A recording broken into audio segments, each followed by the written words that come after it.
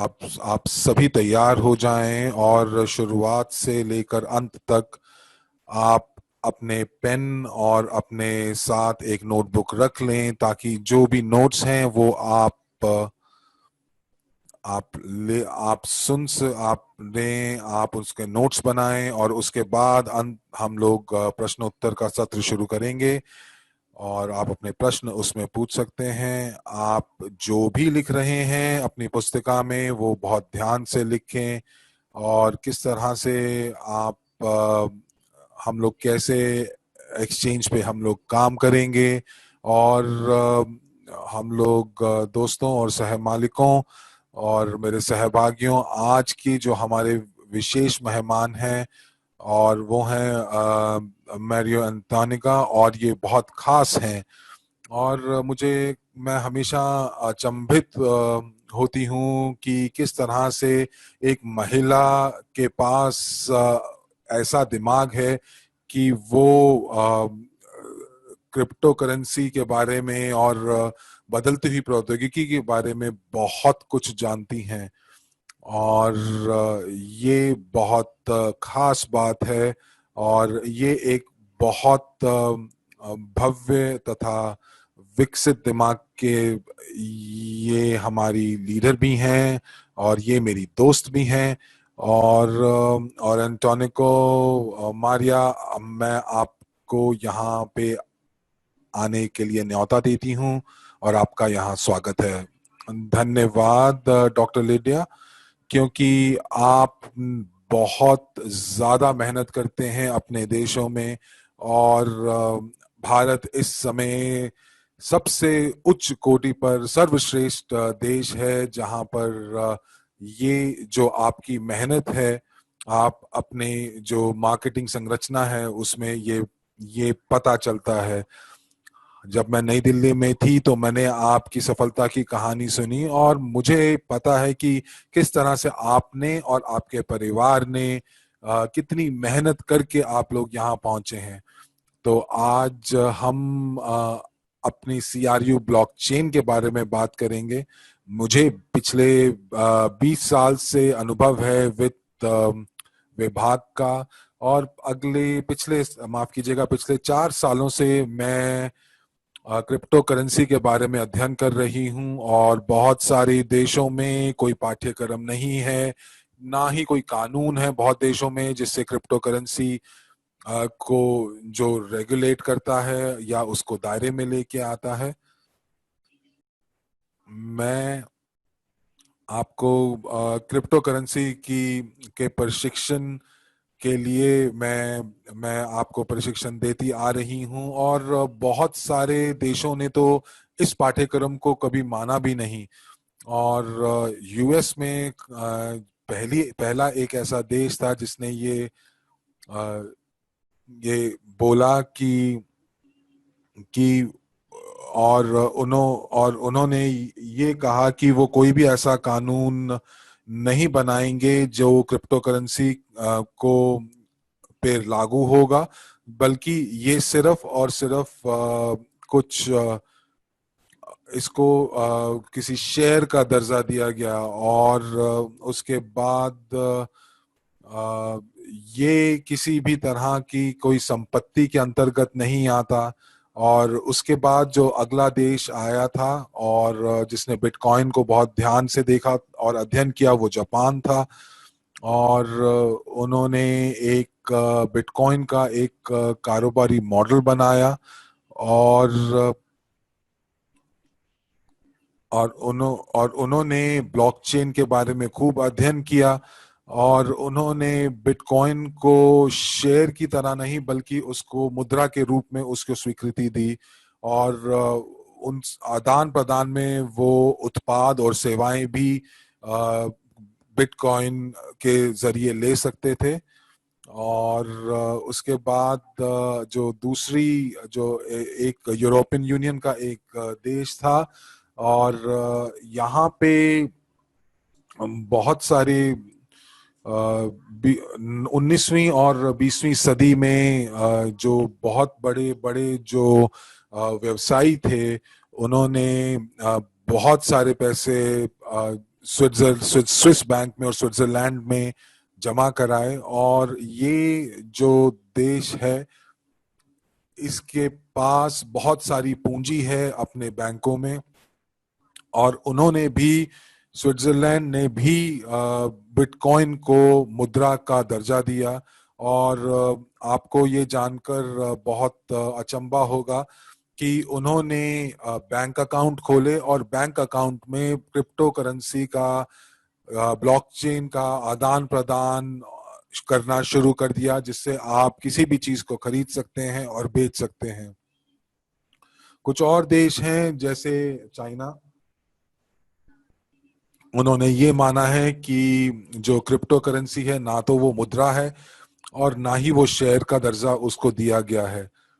और रशिया में अगर आप देखेंगे तो क्रिप्टो करेंसी से का जो कानून है वो, उसको 3 साल लगे। और मुझे अभी भी पता है कि भारत में अभी तक आप लोगों ने कोई संविधान पास नहीं किया है क्रिप्टो करेंसी को लेके। मैंने कुछ लेख जरूर पढ़े हैं कि क्रिप्टो एक्सचेंज जो हैं वो आपके देश में चल रही हैं, लेकिन कोई भी कानून या कोई भी क्रिप्टो करेंसी को अब तक कानूनी दर्जा नहीं दिया गया है। और पार्लियामेंट के बहुत सारे जो मेंबर्स हैं उन्होंने ये बोला है कि इसको बैन कर दिया जाए, क्योंकि उनको समझ नहीं आता कि क्रिप्टो करेंसी के पीछे क्या है। और उनको ये लगता है कि ये एक घोटाला है और इसीलिए इसको नहीं आगे बढ़ाना चाहिए। लेकिन मुझे याद है कि मैंने अभी एक लेख पढ़ा है पीछे, और उन्होंने क्रिप्टो करेंसी एक्सचेंज शुरू की और उन्होंने पार्लियामेंट को अपील की कि उन्होंने ये भी कहा कि आप लोग उन्होंने बल्कि ये बोला कि मेरे जो हक हैं आप उनको मुझे प्रदान नहीं कर रहे हैं, क्योंकि क्रिप्टो करेंसी जो है पिछले 10 सालों से बहुत सारे देशों में चलती है और चलती आ रही है। और मैं अपने व्यवसाय को चलाना चाहता हूं। मैं चाहता हूं मेरा व्यवसाय जो कि क्रिप्टो करेंसी से मिलता है जुलता है, मैं उसको बेचना चाहता हूं, मैं क्रिप्टो करेंसी खरीदना चाहता हूं। ये एक सॉफ्टवेयर है और मैं सॉफ्टवेयर की मदद से इनको खरीद और बेचना चाहता हूं। और उसके बाद जब मेंबर्स ऑफ पार्लियामेंट्स ने जब ये हुआ और उन्होंने जो एक बैन लगाया हुआ था, जो प्रतिबंध लगाया हुआ था, और उसको हटाने की तरफ सोच रहे हैं।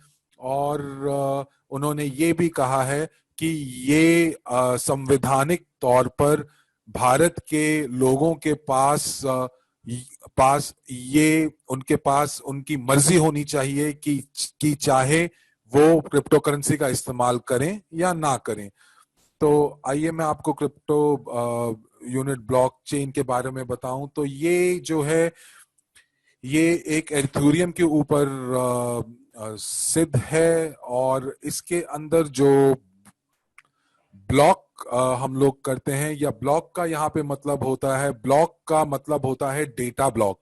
और इस ब्लॉक के अंदर डेटा होता है, और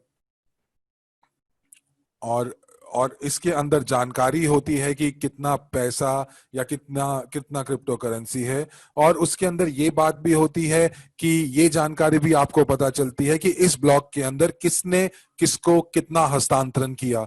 और हम एक ब्लॉक के अंदर 5,000 लोगों का ब्यौरा रख सकते हैं।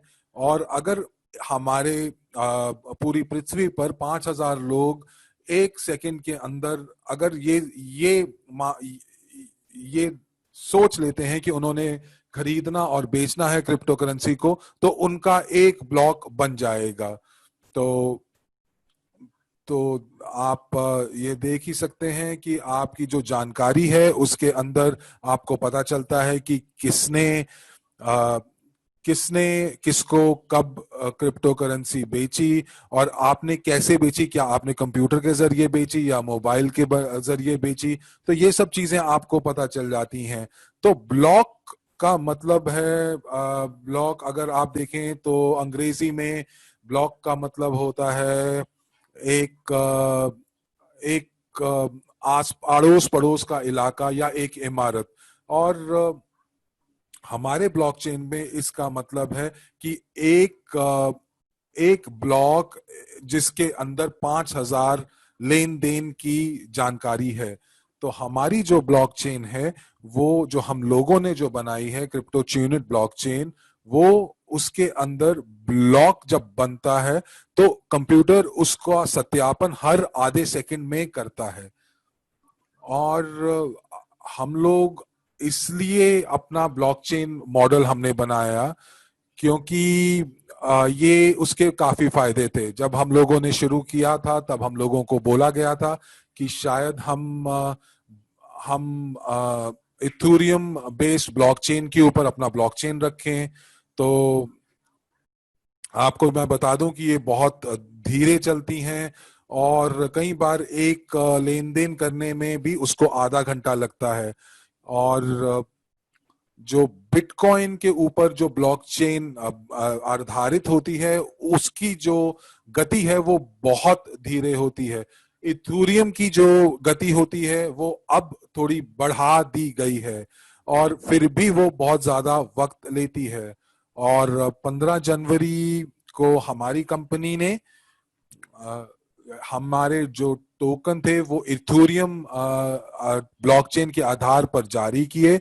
और हम लोगों को ये लगा कि इथेरियम ब्लॉकचेन काफी धीरे है, और हम लोगों का जो आदान प्रदान है, हम लोगों को देखा कि ये बहुत धीरे चल रहा है। और उसके बाद कमीशन की बात आई तो हम लोगों ने सोचा कि इसके अंदर हम 25 सेंट के हिसाब से लेंगे।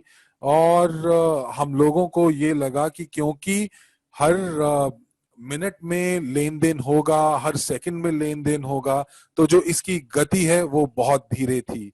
और इसीलिए हम लोगों ने 12 जो हमारे जो लीडर्स थे उन्होंने सबने एक दूसरे के साथ मिलकर बात की। और हमारे सीईओ जो एंड्रे हवरात जी हैं, और वो अंग्रेजी भी बोल लेते हैं। और इसलिए हम लोगों ने जो कंपनियां जो यूएस की थी, जो कि हमारे पास लेकर आई थी प्रोजेक्ट एर्थूरियम का, तो हम लोगों ने उसको मना कर दिया क्योंकि जो उनकी कमीशन बहुत ज्यादा थी। और उसका जो स्थापना की जो फीस थी वो भी खूब ज्यादा थी।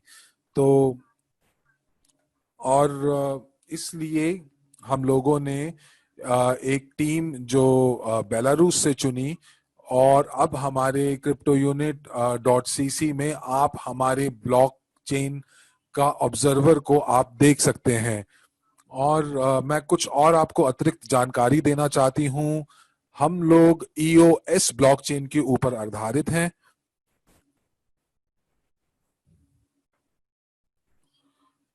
और EOS ब्लॉकचेन पर आधारित हैं, जो कि विकसित किया गया था एक चाइनीज और हांगकांग प्रोग्रामर्स ने। और अगर हम इसकी रेटिंग देखें तो इसकी रेटिंग काफी अग्रणीय है और काफी अच्छी है। और जो ब्लॉकचेन है उसको कभी गति से नहीं नापा जाता, क्योंकि कई बार हमारे जो सहभागी हैं वो हमें लिखकर ये बोलते हैं कि आप लोगों ने 10,000 ट्रांजैक्शन प्रति सेकंड की गति के हिसाब से आप अपनी ब्लॉकचेन बना रहे हैं, जबकि यहाँ पे तो जो गति है वो कई लाखों में होनी चाहिए। तो मैं आपको ये बताना चाहती हूँ कि गति से कुछ लेना देना नहीं होता है। और हम लोगों ने एक चीज ये जरूर की है कि इसके अंदर आपको कोई भी नेटवर्क कमीशन जो है वो आपको नहीं देना पड़ेगा। आइए अगली स्लाइड पर चलते हैं। और ये आप देख रहे हैं कि अगर ये हमारा एक्सप्लोरर ऐसा दिखता है और आप explorer.cryptounit.cc पे जाकर इसको देख सकते हैं। तो जिन सहभागियों ने अपने क्रिप्टो यूनिट आपके बैक ऑफिस में अगर हैं तो आप इस एक्सप्लोरर ब्लॉकचेन एक्सप्लोरर पर जा सकते हैं, जो कि आपके CRU ब्लैक ऑफिस के अंदर एक लिंक दिया गया है। आपको सिर्फ एक बटन दबाना है और आप आप सीधा अपने वॉलेट तक पहुंच जाएंगे और आप एक्सप्लोरर की मदद से सीधा अपने वॉलेट में पहुंच जाएंगे। और जब हमने ब्लॉकचेन एक्सप्लोरर की स्थापना की थी तब हम लोगों ने कुछ चित्र आपको दिखाए थे अपने टोकन्स के, जो कि CRU, UNTB और USDU हैं, और इनको हम भुगतान प्रणाली के साथ इंटीग्रेट करेंगे और उसके बाद हम लोग इस कार्ड के जो जो डिजाइन है हम उनको भी बना रहे हैं और आपको आपको ये मौका दिया जाएगा कि आप उसको किस रंग में देखना चाहते हैं, क्या वो नीले में, क्या वो काले में, या वो हरे में। ये सब आपकी इच्छा के ऊपर निर्भर करेगा और हमारे प्रोग्रामर इसके ऊपर काम कर रहे हैं। हमारे जो ब्लॉकचेन टोकन है वो मार्च 2019 में शुरू हुआ और जो जो क्रिप्टो यूनिट कॉरपोरेशन थे उन्होंने उस समय 80 बिलियन शेयर्स उन्होंने जारी किए थे और हम लोगों ने 80 बिलियन सिक्योरिटी टोकन भी उस समय जारी किए थे, जो कि एक डिजिटल शेयर के बराबर है। तो अगर हम बिटकॉइन की बात करते हैं तो जैसे कि अगर आज की तारीख में 11,000 बिटकॉइन जो है $11,000 का है, तो ये इसके पीछे, इस मूल्य के पीछे कोई सोना या कोई रिजर्व या कुछ नहीं है।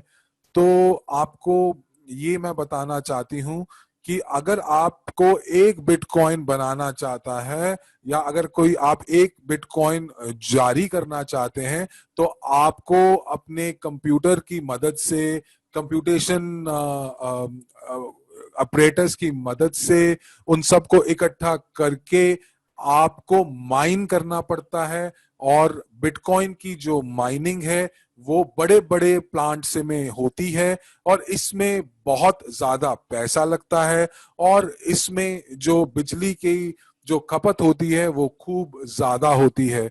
और एक बिटकॉइन जो जो अगर कोई माइनर देता है तो एक बिटकॉइन उसको $9,000 उसकी लागत है।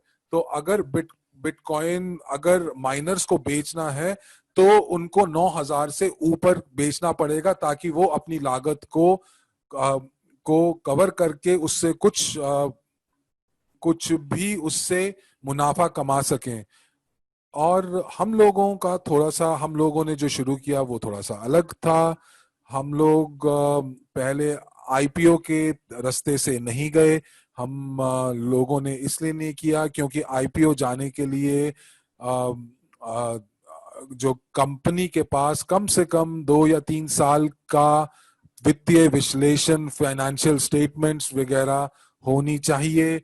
और जो भी कंपनियां IPO करती हैं उनके पास सिर्फ एक ही इंडस्ट्री का उनके पास लाइसेंस होता है। चाहे तो वो हेल्थ केयर में जा सकती हैं या वो पाठ्यक्रम में जा सकती हैं, एजुकेशन में जा सकती हैं, लेकिन हमारी कंपनी अलग थी। और जब हम लोगों ने अपना, और हम लोग बहुत सारे सेक्टर्स में हैं, बहुत सारे क्षेत्रों में हैं, तो हम लोगों के साथ ये थोड़ी सी दिक्कत थी। और फिर भी हम लोगों ने अपने जो फाइनेंशियल डॉक्यूमेंट्स थे, जो फाइनेंशियल दस्तावेज थे, वित्तीय दस्तावेज थे, उनका हम लोगों ने ऑडिट करवाया। हम लोगों ने उसके ऑडिटर्स को हम लोगों उन्होंने उनको 3 साल तक की उनको वित्तीय दस्तावेज ऑडिट करने पड़े। उसके बाद ये कानून डिपार्टमेंट में जाता है और वे वहां पे गया। और आईपीओ के लिए आपको, जैसा मैंने कहा, कि 3 साल के वित्तीय दस्तावेज देने पड़ते हैं। और आपको हम लोगों ने ये सारे वित्तीय दस्तावेज जो है वो एसईसी को हम लोगों ने जमा करवाए, जो कि यूएसए में है, जहां पर हम लोगों ने अपना भविष्य का प्लान भी बताया। और हम लोगों को वहां पर एक प्रश्नोत्तर का एक फॉर्म दिया गया और हम लोगों ने उसके पूर्ण रूप से उत्तर दिए। वो प्रश्न थे कि हम लोग आगे क्या करने वाले हैं, हमारे पास जो धनराशि है उसका क्या करने वाले हैं, और आप भविष्य में उसका किस तरह से इस्तेमाल करने वाले हैं। तो हमने जब ये लिखा, आपको पता ही है कि हम लोग क्या करने वाले हैं। हम लोग बैसल्ट की क्षमता रखने वाला प्लांट जो है वो लगाना चाहते हैं, सोने की खान लगाना चाहते हैं, हीरो की खान लगाना चाहते हैं। और हम लोग बसाल्ट का एक प्लांट भारत में भी लगाना चाहते हैं। तो बसाल्ट एक तरह का धातु है जो कि जो कि जो कि जब ज्वालामुखी फटता है और उसके बाद जो चीजें धरती से निकलती हैं उससे बनता है। और जब वो किसी किसी पत्थरों से और मिट्टी से जब मिल जाता है तो उससे बसाल्ट मिलता है, बनता है, जो कि पृथ्वी के ऊपरी सतह के ऊपर होता है।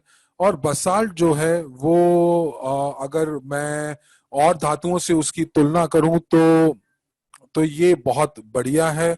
और ये इसका और इसको बार बार इसको हम रिसाइकल भी कर सकते हैं। और बेसल्ट जो है वो काफी सस्ता पड़ता है अगर हम धातुओं से उसकी तुलना करें तो। और ये जो है इसकी जो प्रतिरोधक क्षमता है वो काफी अच्छी है। वो बिल्कुल एक ग्लास की तरह दिखता है, लेकिन वो काफी सख्त होता है। और भारत में भी बहुत अच्छे डिपॉजिट्स हैं बसाल्ट के। और हम लोग भारत में बहुत जल्दी एक बसाल्ट का प्लांट लगाने वाले हैं। एक और परियोजना जो हम भारत में एक परियोजना जो शुरू करना चाहते हैं, और वो है कि हम किस तरह से जो जो वेस्ट है उसको कैसे हमें वहां से उसको रिसाइकल करना है। और ये एक जो बहुत बड़ा एक जो बहुत बड़ी दिक्कत है, जो बहुत हम लोग जो भारत के सामने आ रही है, और वो है वेस्ट रिसाइकलिंग की, और और इंडस्ट्रियल वेस्ट की। और इन सब चीजों को जो जो भी जमीनें जिसके ऊपर बहुत बड़ा जो जो कूड़ा पड़ा रहता है, हम वो सब चीजें जो है उसको रिसाइकल करना चाहते हैं। और उसको आगे, और ये हम जैविक तरीके से करेंगे, बैक्टीरिया के माध्यम से करेंगे। और ये इससे कोई बहुत ज्यादा जैविक परिसंकट भी नहीं होता। तो हम लोग ये सब जो पैसा है, जैसे जैसे ये पैसा हम लोग हमारे पास आता रहेगा, हम लोग उसको परियोजनाओं में उसको निवेश करते जाएंगे। और जहां तक हमारे सिक्योरिटी टोकन की बात है, और जो वेबिनार्स हम लोग जो कर रहे हैं, और हर शनिवार को जो हम पहले शनिवार के, हर महीने के पहली शनिवार को जो हम बात करते हैं, तो हम लोग उसमें आपको बताते हैं पोर्टफोलियो के बारे में, वैश्विक पोर्टफोलियो के बारे में। और इस समय 400 जो हमारा जो अ, हम लोगों हमारी बहुत सारी परियोजनाएं हैं जो जुड़ी हुई हैं। और आज 10 बजे हमारे हमारी एक मीटिंग हुई सभी परियोजनाओं के मैनेजर के साथ। और हमारा जो प्लान है वो एक अप्रेजर के साथ काम कर रहे हैं। और वो हमें बताएंगे कि किस तरह से हीरो का और किस तरह से सोने का, बसाल्ट का, कैसे उस चीज को हमें आगे बढ़ाना है, उसका क्या मूल्य लगेगा और वो कैसे एक बड़ी रिपोर्ट के अंदर हम उसको लेके आ सकते हैं। और आगे जो ये रिपोर्ट है ये इसको हम प्रकाशन करेंगे। और ये हम प्रकाशित तभी कर पाएंगे जब हम एसईसी जो कि यूएस में है उससे हम अप्रूवल लेंगे। तो ये चीज मैं आपको बता रही हूँ। तो ये सब चीजें जो हैं ये आप अपने तक ही रखिएगा, लेकिन मैं आपको ये बताना चाहती हूँ कि इन सभी परियोजनाओं के ऊपर जो है काम चल रहा है। उसके बाद अगला जो टोकन है वो हमारा तकनीकी टोकन है जिसका नाम यूएनटीबी है। और यूनिट और बी जो है वो ब्लॉकचेन के लिए है। तो ये यूनिट टोकन ब्लॉकचेन का यूनिट टोकन है और हम इसको यूटिलिटी टोकन भी बोलते हैं। तो हम लोग अपने यूटिलिटी टोकन के बारे में अगली स्लाइड के ऊपर बात करेंगे। और हमारा तीसरा जो कॉइन है वो यूएसडीयू। यूएसडी जो है वो देश यानी कि यूनाइटेड स्टेट्स के लिए है और यू जो है वो यूनिट के लिए होता है। तो ये जो एक यूनिट है ये एक डॉलर जितना है। और अगले हफ्ते हम लोग एक स्विट्जरलैंड में अकाउंट खोलेंगे। और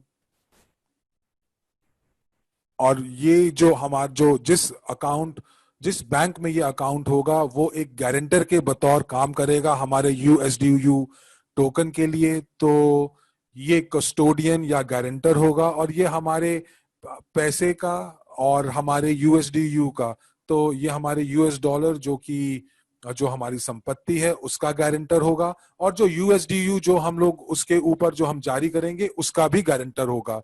तो हम लोग उतने ही यूएसडीयू जो हैं वो हम जारी कर पाएंगे जितने हमारे पास डॉलर है। तो आप ये मान के चलें कि हम उतने ही यूएसडीयू जारी कर पाएंगे जितना हमारे पास पैसा है। तो आप ये देख सकते हैं कि आप 1 बिलियन यूएसडीयू ऐसे ही नहीं आप जारी कर सकते। तो ये जो लिखी हुई है, जो आपकी जो धनराशि इस यूएसडीयू पे लिखी हुई है, ये सिर्फ आपके रेफरेंस के लिए है कि हम लोग क्या करेंगे। और जो यूएसडीयू है वो तभी जारी किया जाएगा जब हमारे पास असलियत में वो डॉलर्स होंगे। तो या तो वो डॉलर हमारे कस्टोडियन बैंक के अकाउंट में होंगे, या क्योंकि क्योंकि चूंकि जो स्विट्जरलैंड है वो एक क्रिप्टो यूनिट स्वीकृति करने वाला देश है। तो अगर हम क्रिप्टो यूनिट जितने भी होंगे हमारे पास उसके ऊपर भी हम यूएसडीयू जारी कर पाएंगे। तो ये इस चीज के ऊपर भी निर्भर करता है कि कितना यूएसडीटी आपके पास है और उस पे ये निर्भर होगा कि हम कितना यूएसडीयू भी जारी कर पाएंगे। तो और उसी के आधार पे आपको प्रॉफिट बोनस और लॉयल्टी प्रोग्राम बोनस प्राप्त होगा।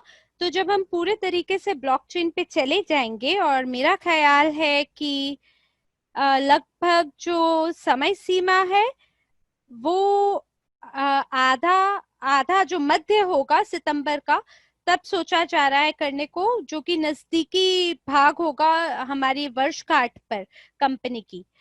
और ताकि आपको जो फ्री एक्सचेंज है सो प्राप्त हो सके, तो जब आप लॉयल्टी प्रोग्राम बोनस प्राप्त करेंगे यूएसडीयू में, ताकि आप मुफ्त रूप से अपना यूएसडीटी है उसका विनिमय कर सके।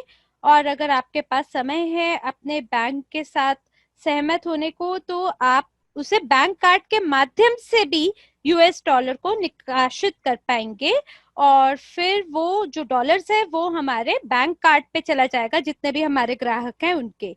तो इस पर हमारे सभी प्रोग्रामर्स अभी काम कर रहे हैं, ताकि जो आपकी क्रिप्टो करेंसी है वो एक उपयोगकर्ता के लिए अनुकूल हो और जो यूएसटीटी है वो यूएसटीयू है वो सीधे तरीके से आपके क्रिप्टो वॉलेट में आए और वहां से आपके बैंक कार्ड के माध्यम से आपके पास सीधे रूप से पहुंच जाए।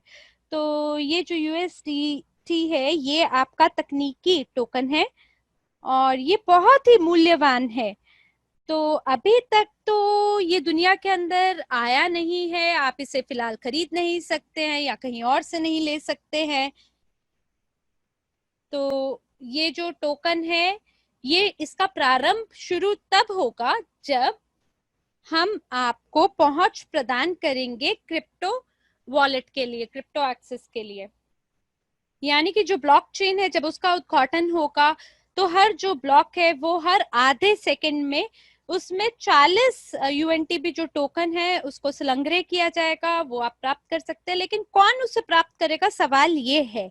जैसे आपका क्रिप्टो वॉलेट है वहां पर हमारे जितने भी उपयोगकर्ता हैं जो भी सीआरयू टोकन प्राप्त करते हैं तो वहां पे एक बटन होगा स्टेकिंग का।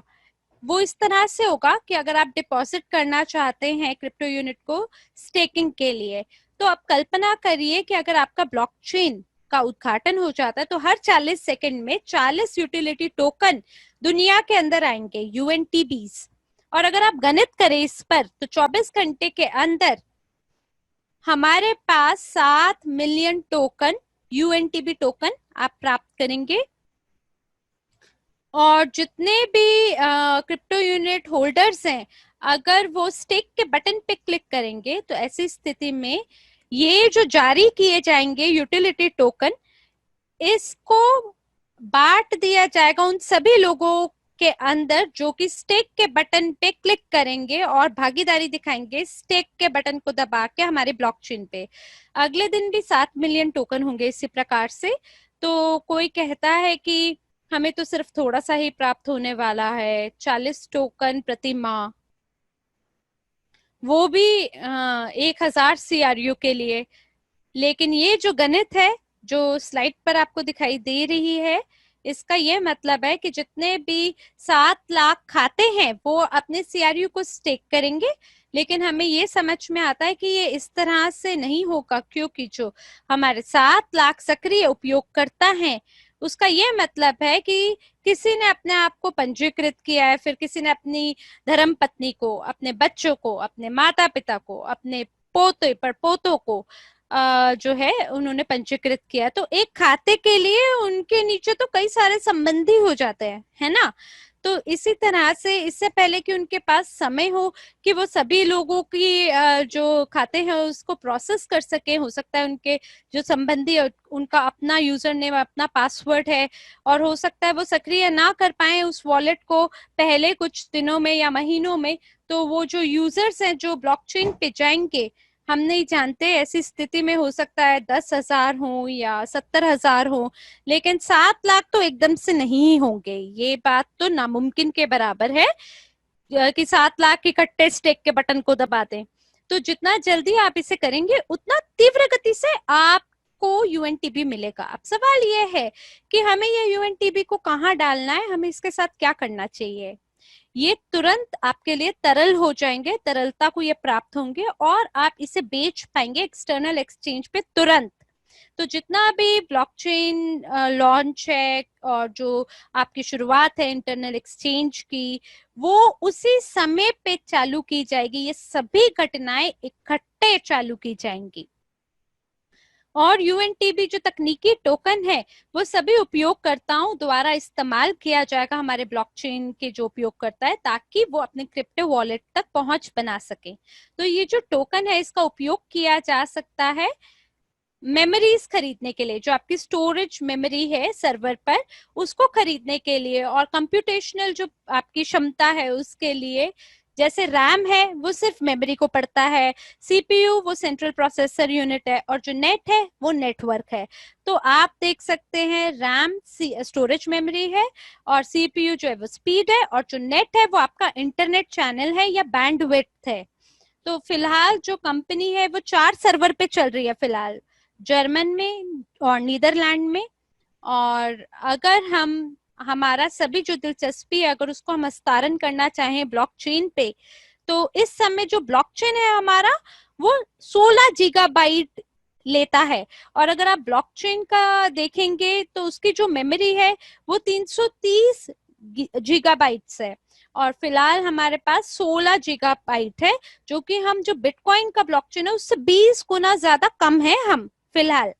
और जो बिटकॉइन का ब्लॉकचेन है देखिए वो 10 साल पुराना भी तो है ना, हम तो युवा हैं अभी। और जैसे ही हमारे पास नए उपयोगकर्ताएं होंगे तो जो मेमोरी है उसकी जो मात्रा है जिसके तहत वो सभी एंट्रीज कर पाता है वो बड़ा कर दिया जाएगा। हम अपना जो ब्लॉकचेन है उसे 21 सर्वर पे लेके जाएंगे, और उन सर्वर को आप नोड्स कहते हैं। और वो जो नोड्स है वो उन्हें वैलिडेटिंग नोड्स कहते हैं। तो ये वैलिडेटिंग नोड्स के माध्यम से सभी जो ट्रांजैक्शन है वो उनके माध्यम से गुजरेंगे, और जितने भी कंप्यूटर हैं सबके अंदर अपना स्मार्ट कॉन्ट्रैक्ट होगा, और वो जांच भी करेंगे कि जो ब्लॉकचेन एंट्री आ रही है क्या वो सही है या नहीं। और ब्लॉकचेन के उद्घाटन के बाद हम प्रशिक्षण आयोजित करेंगे उन लोगों के लिए जिनमें इसको लेके ज्ञान है, जो जानते हैं प्रोग्रामिंग के बारे में, जो ये समझते हैं कि कैसे वैलिडेट करना है एक नोड को।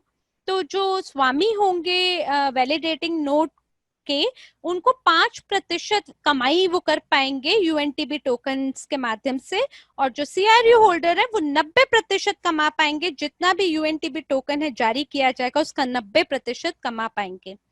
तो जरूरी नहीं है कि आप एक ब्लॉकचेन विशेषज्ञ हो, परंतु फिर भी आपको सीआरयू ओनर होने के कारण ये जो लाभ है सो प्राप्त होगा, क्योंकि आपने अपने सीआरयू को स्टेकिंग पे लगाया है, और आपको वो यूएनटीबी टोकन प्राप्त होंगे जो बाकी लोगों को जरूरत होती है कि जिसके माध्यम से वो अपने वॉलेट को खोल सकते हैं ताकि उसके तहत वो ब्लॉकचेन एंट्रीज कर सके। ऐसी स्थिति में जो उद्यमी लोग हैं उनको भी ये टोकन की जरूरत होगी ताकि वो स्मार्ट कॉन्ट्रैक्ट को चालू कर सके। आप में से कितने ऐसे लोग हैं जिन्हें स्मार्ट कॉन्ट्रैक्ट के बारे में नहीं पता?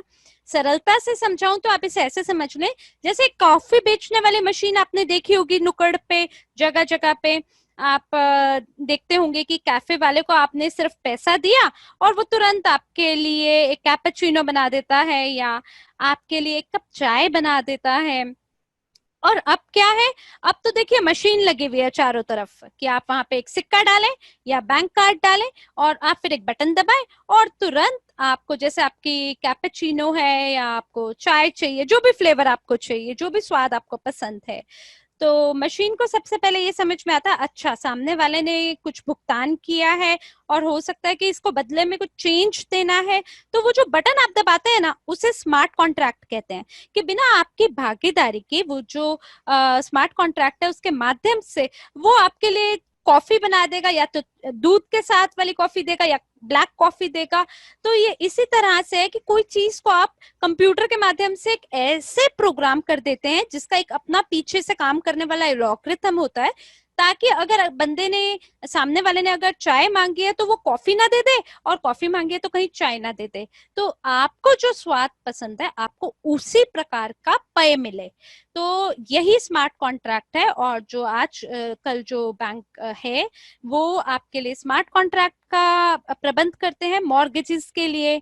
और इससे पहले कि कोई व्यक्ति बैंक में जाए और ऋण मांगे कि मेरे को मकान खरीदना है, तो वो अपना जो ऋण है, हो सकता है 15 साल का उन्होंने कर्जा उठा लिया बैंक से, और उन्होंने अपना अंतिम जो भुगतान है वो करा, और उस समय वो जो मकान है वो जो मकान है वो बैंक का नहीं रहता, और वो जो मकान है वो आपका हो जाता है।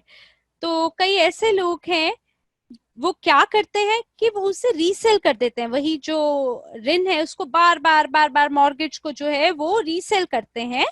और इसी वजह से 2008 की जो आपातकालीन मॉर्गेज क्राइसिस आई, तो जहां पर वही चीज जो है वो बैंक द्वारा बेची गई और बार बार बेची गई, बेची गई और बार बार बेची गई।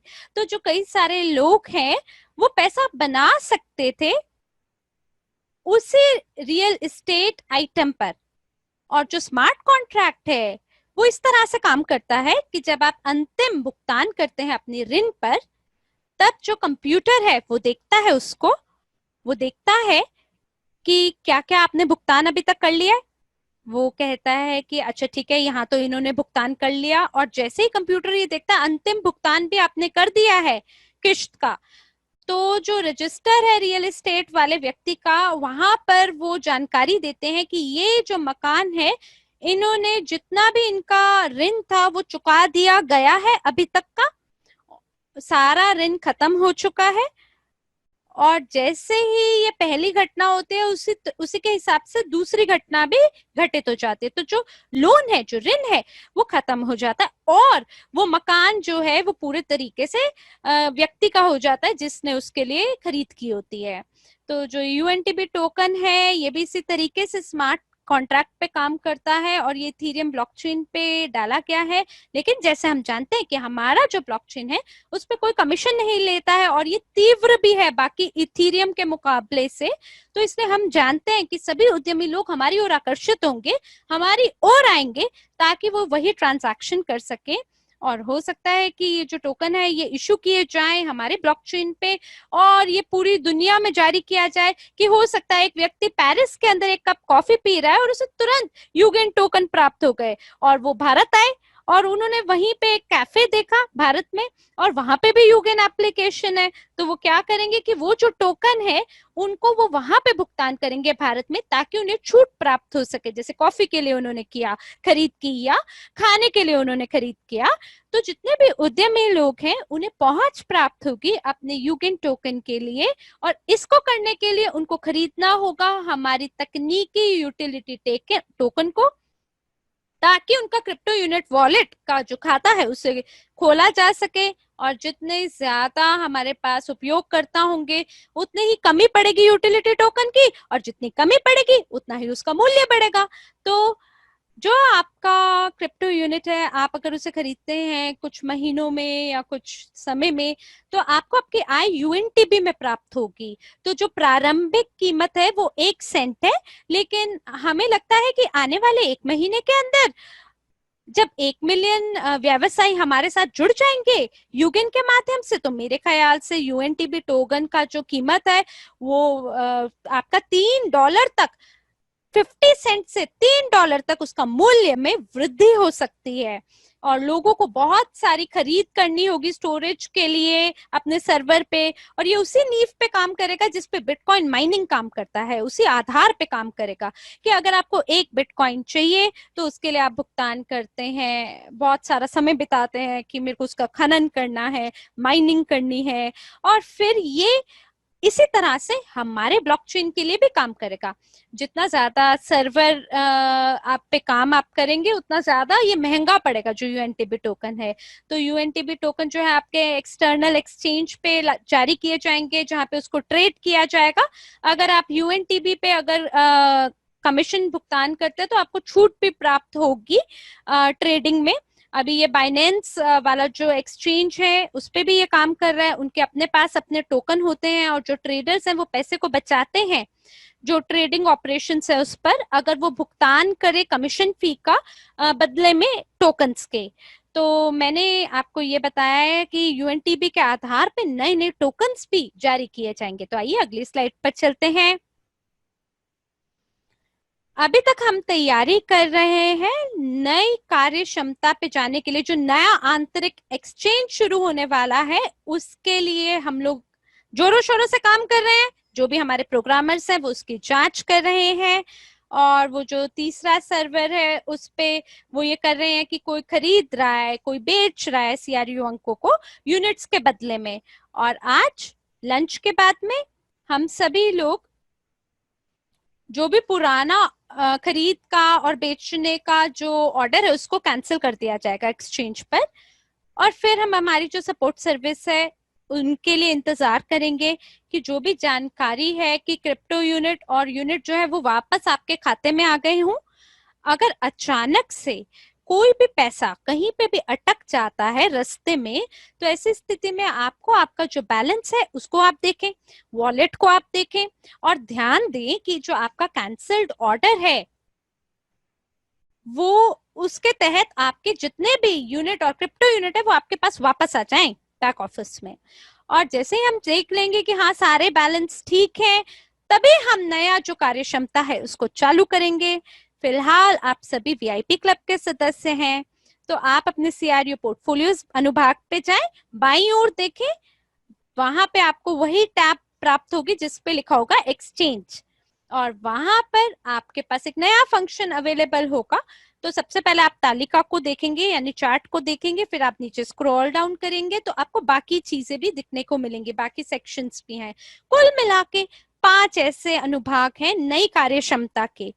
तो हम वहां वो जो चार्ट है उस पे क्या देखेंगे, जो सबसे पहला जो चार्ट है वो आपका स्वागत करेगा और वो आपको ये कहेगा कि अभी बाजार में वर्तमान स्थिति कैसी है। तो जो हरी चीज है वो दिखा रहा है आपको कि कोई कोई तो खरीद रहा है सीआरयू को, और जो लाल रंग की कैंडल स्टिक है इसका मतलब है कि वो बेच रहे हैं, कुछ कोई बेच रहा है अपने सीआरयू को। और आप देखेंगे जो अभी वर्तमान मूल्य है उसके आधार पे ये चल रहा है। और फिर आप एक ऐतिहासिक ऊंचाई देखेंगे जिसमें ये आपको पता चलेगा कि आज की तिथि में सबसे बड़ा मूल्य क्या था जिस पे काम किया गया, ट्रांजैक्शन हुए हैं। और जब आप नीचे की ओर देखेंगे जो सबसे नीचे वाला होगा वो आपको दिखाएगा कि कितने कम अमाउंट पे जो ट्रांजैक्शन है वो गया है। तो जो नीले रंग का बटन है जो आप देख रहे हैं वो सीआरयू एक्सचेंज है, और ग्रे में आप देख सकते हैं वो आपको बताएगा कि कितना यूएनटीबी आपके पास है और कितने जो रिलीज्ड सीआरयू हैं वो आपके पास हैं अगर आप खरीदना चाहें तो या बेचना चाहें। तो कितना मात्रा में सीआरयू आपके पास उपलब्ध है ताकि आप एक्सचेंज कर सके। मेरे ख्याल से जो ट्रेडर्स हैं उन्हें ट्रेडिंग के बारे में पता होता है, वो जानते हैं कि 1 मिनट, 5 मिनट, 30 मिनट के आधार पे वो अपने खुद का चार्ट निर्माण कर सकते हैं, और जो सामान्य उपयोगकर्ता है वो अपने चार्ट को कॉन्फ़िगर कर सकते हैं 5, 15, 30 मिनट्स के लिए भी। तो आप देखेंगे कि उतने समय में कि कीमत जो है उसमें कितना उतार चढ़ाव है, ऊपर गया है या नीचे। और जैसे जैसे दिन गुजरेंगे उसके आधार पे आपको नए आंकड़े भी पता चलेंगे, फिर आपको ये भी पता चलेगा आने वाले 14 दिन में जो मूल्य है वो उसमें कितना उतार चढ़ाव हुआ है, जो सीआरयू के अंक है वो कितने बढ़े हैं या कम हुए हैं। और इसी के हिसाब से हमारे पास एक टैब होगी जो कि आपके कैंडल स्टिक की तरह होगा, और फिर आपको बाजार की गहराई का भी एक चार्ट दिया जाएगा, दिखाया जाएगा। 2 बड़ी फील्ड्स होंगी और उसमें एक जो है वो आपको दर्शाएगा कि कितना परचेज हुआ है सीआरयू को, और जो लाल है वो आपको ये दिखाएगा कि कितना बेचा गया है सीआरयू। तो ये संकेत देगा कि बाजार में आखिरकार चल क्या रहा है। और हम जो सामान्य उपयोगकर्ता हैं हम इसे इसे टाल भी सकते हैं ये सभी चार्ट को। और हम लोग दूसरी स्क्रीन पे अभी चलते हैं, और ये जो अगली स्क्रीन है यहाँ आपको पता चलेगा कि अगर हमने एक ऑर्डर प्लेस किया एक्सचेंज के लिए तो बाईं ओर में हरे रंग का भाग आप देख पा रहे हैं, उसका मतलब ये है कि आपने ऑर्डर को क्रिएट किया है ताकि आप सीआरयू को खरीद सकें। और जो दाईं ओर है वहां पे जो नीले रंग का आप देख रहे हैं उसका मतलब है कि आप सीआरयू को एक्सचेंज करना चाहते हैं यूनिट में। तो आपने बेचा है सीआरयू को, और अगर आपको बेचना है तो आपको केवल ये राइट हैंड वाला जो दाईं ओर वाला हिस्सा है केवल उसको भरना है।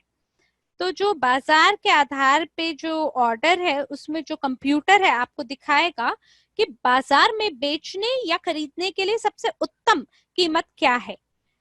और यहाँ पे इस स्लाइड पे आप ये देख सकते हैं 1.30 सेंट्स है, और ये कई ऐसे हैं जो इसे बेच रहे हैं 1.10 पर। तो जब आप बाजार के मूल्य का अनुकरण करते हैं तो इसका ये मतलब नहीं होता कि जो आपका ऑर्डर है वो कॉइन टू कॉइन प्रभावित किया जाएगा या आगे बढ़ाया जाएगा। तो ये आपके रेफरेंस के लिए है कि जब आप एक ऑर्डर को प्लेस करते हैं तो कंप्यूटर उसके हिसाब से जांच करता है कि आपका जो आपने जिस रेट पे करने की कोशिश की है वो उसके लिए सबसे बढ़िया रेट कंप्यूटर ला कर देगा और उसके नजदीक बताएगा जो बाजार का मूल्य होगा। तो अगर मैं अभी बेच रही हूँ 1.30 पे तो कंप्यूटर ने क्या किया यहाँ पे उसने खरीद करके दिखाई 0.26 पे, जो कि जिसकी मेरे को उम्मीद थी उससे भी बेहतर। तो जो CRU एक्सचेंज है वो 110 पर हमने अगर उसे सेट किया तो कंप्यूटर ने उसे 1.12 या 1.15 के हिसाब से सेट किया।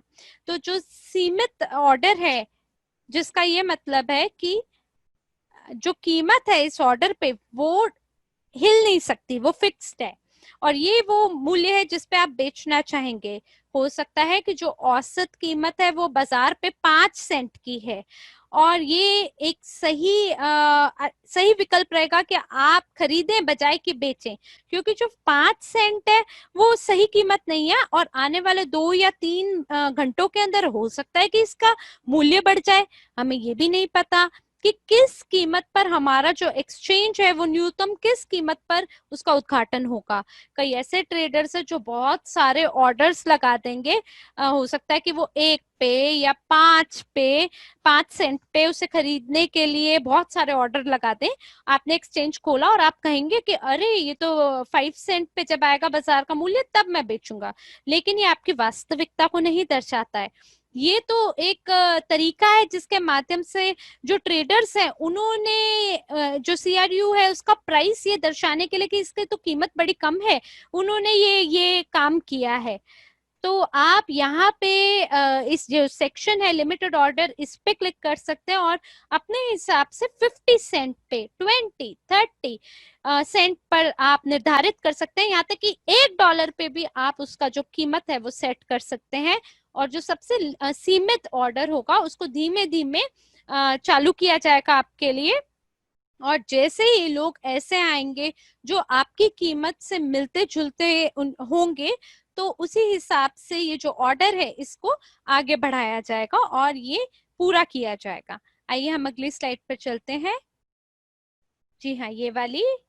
तो यहाँ पे ये आपकी स्लाइड है मेरे ओपन ऑर्डर। तो जैसे कि आप जानते हैं कि यहाँ पे जो लिमिटेड सेल हुई है तो जो नंबर ऑफ CRU है वो 10,000 है, जिसकी कीमत 20,000 यूनिट के बराबर है। तो ये लिमिटेड ऑर्डर है। यहाँ पे आप देख पा रहे हैं कि 26% जो है वो पहले से ही यहाँ पे चालू कर दिया गया है, और जो सीमित आपका ऑर्डर है वो लंबे समय तक हो सकता है। यहाँ पे जो नंबर ऑफ CRU है वो बहुत ज्यादा है, 10,000, और इसलिए जो ऑर्डर है वो कई दिनों में इसको प्रभावित किया जाएगा, इसको चालू किया जाएगा। और कई ऐसे लोग हैं जो $2 पे से करना चाहते हैं, तो एक्सचेंज संपन्न किया जाएगा। यहाँ पर आपको बहुत ही ध्यान पूर्वक काम करना है, सतर्कता से। अगर आपने सीमित ऑर्डर को यहाँ पे प्लेस किया और आप देखेंगे कि कुछ घंटों के अंदर ये संपन्न नहीं हो पा रहा है, तो आपको जो प्रतिशत है उसका आप ध्यान दें। अगर 0% पे ये संपन्न हो रहा है तो आप इस ऑर्डर को कैंसिल कर सकते हैं, उसमें कोई दिक्कत नहीं है। लेकिन अगर ये संपन्न होने जा रहा है 26 सेंट पे, तो मेरे ख्याल से ये बेवकूफी है। क्यों? क्योंकि जो एक्सचेंज है उन्होंने कहीं ना कहीं मैच कर लिया है अगले ऑर्डर के साथ में, और जैसे ही ये 100 पर चला जाएगा तो इसका मतलब है कि ऑर्डर पूरे तरीके से संपन्न हो गया है। तो जो भी मैंने आपको कहा है उसके हिसाब से अगर हम सारांश की बात करें तो मैं आपको ये कहूंगी कि बहुत बड़े ऑर्डर को करने के लिए ये अच्छा नहीं है, क्योंकि इसमें बहुत ज्यादा समय लगेगा। इसलिए आप अपने ऑर्डर को टुकड़ों में बांटते हैं, 500, 700। लेकिन अगर आप 10,000 एक बार में लगाना चाहेंगे तो मेरे ख्याल से तो ये बेवकूफी है। इसलिए आप लालच के चक्कर में गड़बड़ ना करें। छोटे छोटे टुकड़ों में आप छोटे छोटे ऑर्डर प्लेस करें, क्योंकि उसमें ना जो गति है ट्रांजैक्शन की वो भी तेज होगी।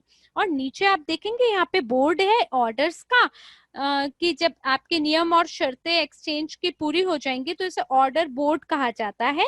तो दाईं ओर आप देखें जो मांग और पूर्ति है, डिमांड और सप्लाई, यहाँ पे आंकड़े आप देख पाएंगे बाजार के। और जो आपका अनुभाग है माय ऑर्डर या माय ओपन ऑर्डर, आप देख पाएंगे। और जो माय ऑर्डर हिस्ट्री है उसमें आपको हिस्ट्री दिखाई देगी आपके ऑर्डर्स की। आपको ये पता चलेगा कि कितने जो यूनिट हैं उसको मैंने ट्रांजैक्शन पे लगाए हैं ऑर्डर में।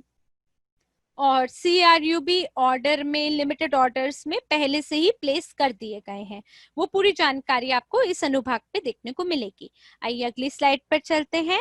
यहाँ पर आप देख सकते हैं क्या हिस्ट्री है आपके ऑर्डर्स की। यहाँ पर जब बाजार पे आप एक ऑर्डर को लगाते हैं तो वो इस सेक्शन पे आता है।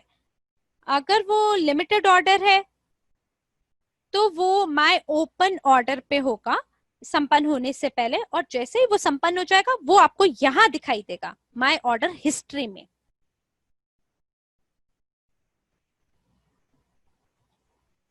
तो सही, अगर स्लाइड की हम बात करें तो सभी जो पुराने अभी एक्सचेंज हुए हैं वो आप यहाँ देख पाएंगे। जितने अभी हाल ही में एक्सचेंज हुए हैं वैश्विक रूप से, जरूरी नहीं है कि आपके देश या आपके क्षेत्र के लिए, बल्कि जो कुल है वो आपको यहाँ देखने को मिलेगा। ये जो ग्राफ है और ये जो चित्र है, मैं जानती हूँ कि बहुत सारे ऐसे लोग हैं जो डायग्राम पढ़ने में इतने अच्छे नहीं होते, और मैं सच बोलूं तो मेरे को भी इतने अच्छे से ये डायग्राम पढ़ने नहीं आता। लेकिन अगर आप स्क्रॉल डाउन करेंगे तो आप यहाँ देखेंगे कि कितनी संख्या में CRU है और उसका एक्सचेंज की कीमत कितनी है। किसी ग्रीन किसी ने खरीदा है, लाल कि किसी ने बेचा है। तो ये जो है ये पूरी लिस्ट है ऑर्डर की। और अगर आप इस तालिका को ठीक ढंग से पढ़ेंगे तो आपको जो सबसे नवीनतम बाजार का रेट है वो भी पता चल जाएगा। तो यहाँ पर एक और आपके लिए चेतावनी जिस पे आपको ध्यान देना है वो ये है कि ये जो हमारे आंतरिक एक्सचेंज है ये नया है। ये मिलता जुलता है सार्वजनिक एक्सचेंज के साथ, लेकिन इसमें जो सीमा है वो 2 यूनिट की है, तो क्रिप्टो यूनिट की और हमारे यूनिट की। तो ये जो है जो जो सर्वर है वो हम चाहते हैं कि वो हमारे बैक ऑफिस को मतलब बैक ऑफिस का जो सर्वर है उसे हिलाए ना, क्योंकि अगर सभी लोग मिलके इकट्ठे जितने भी उपयोग करता है सभी लोग ट्रांजैक्शन पे लगा देंगे तो ये जो सर्वर है वो कोलैप्स हो जाएगा। इसलिए पहले कुछ घंटों में तथा पहले कुछ दिनों में ऑर्डर लगाने की जल्दबाजी बिल्कुल ना करें, विशेष तौर से बड़ी राशि के लिए तो बिल्कुल भी नहीं, क्योंकि एक नया उपकरण है। हमें अभी जांच करना है ये कितना प्रभावी है। खास करके अगर आपके पास बड़ी राशि का कोई पैकेज है तो बिल्कुल भी पहले कुछ घंटों या पहले कुछ दिनों में ऑर्डर लगाने की जल्दबाजी बिल्कुल ना करें। कुछ थोड़े समय के लिए इसकी जो कार्य क्षमता है ये चालू करी जाएगी हम, ताकि देख पाए सब कुछ अच्छे से हो रहा है या नहीं हो रहा, और जो CRU को रिकॉर्ड किया जाएगा बैलेंस में। हालांकि जो जांच का समय है उसमें हमने सब कुछ पहले से ही जांच कर लिया है, लेकिन जो उत्पादकता का जो समय था उसके अंदर हो सकता है कि कुछ बग्स आ जाए, कुछ एरर आ जाए। जैसे हमने जब जांच की तो 505, 504, 404 एरर, जो सामान्य एरर है वो दिखाई देते हैं, जिसका मतलब है कि आप पहुंच नहीं बना पा रहे हैं सर्वर तक। इसका मतलब हमने ट्रांजैक्शन तो शुरू किया लेकिन सर्वर बीच में कोलैप्स हो गया, और फिर जब आपको सर्वर तक पहुंच नहीं प्राप्त होगी तो ऐसी स्थिति में आपका ऑर्डर गुम हो जाएगा। इसलिए बिल्कुल जल्दबाजी ना बनाए मचाएं आपके पहले दिन में ही आप सभी ट्रांजैक्शन कर दें। और दूसरी चीज ये है कि हम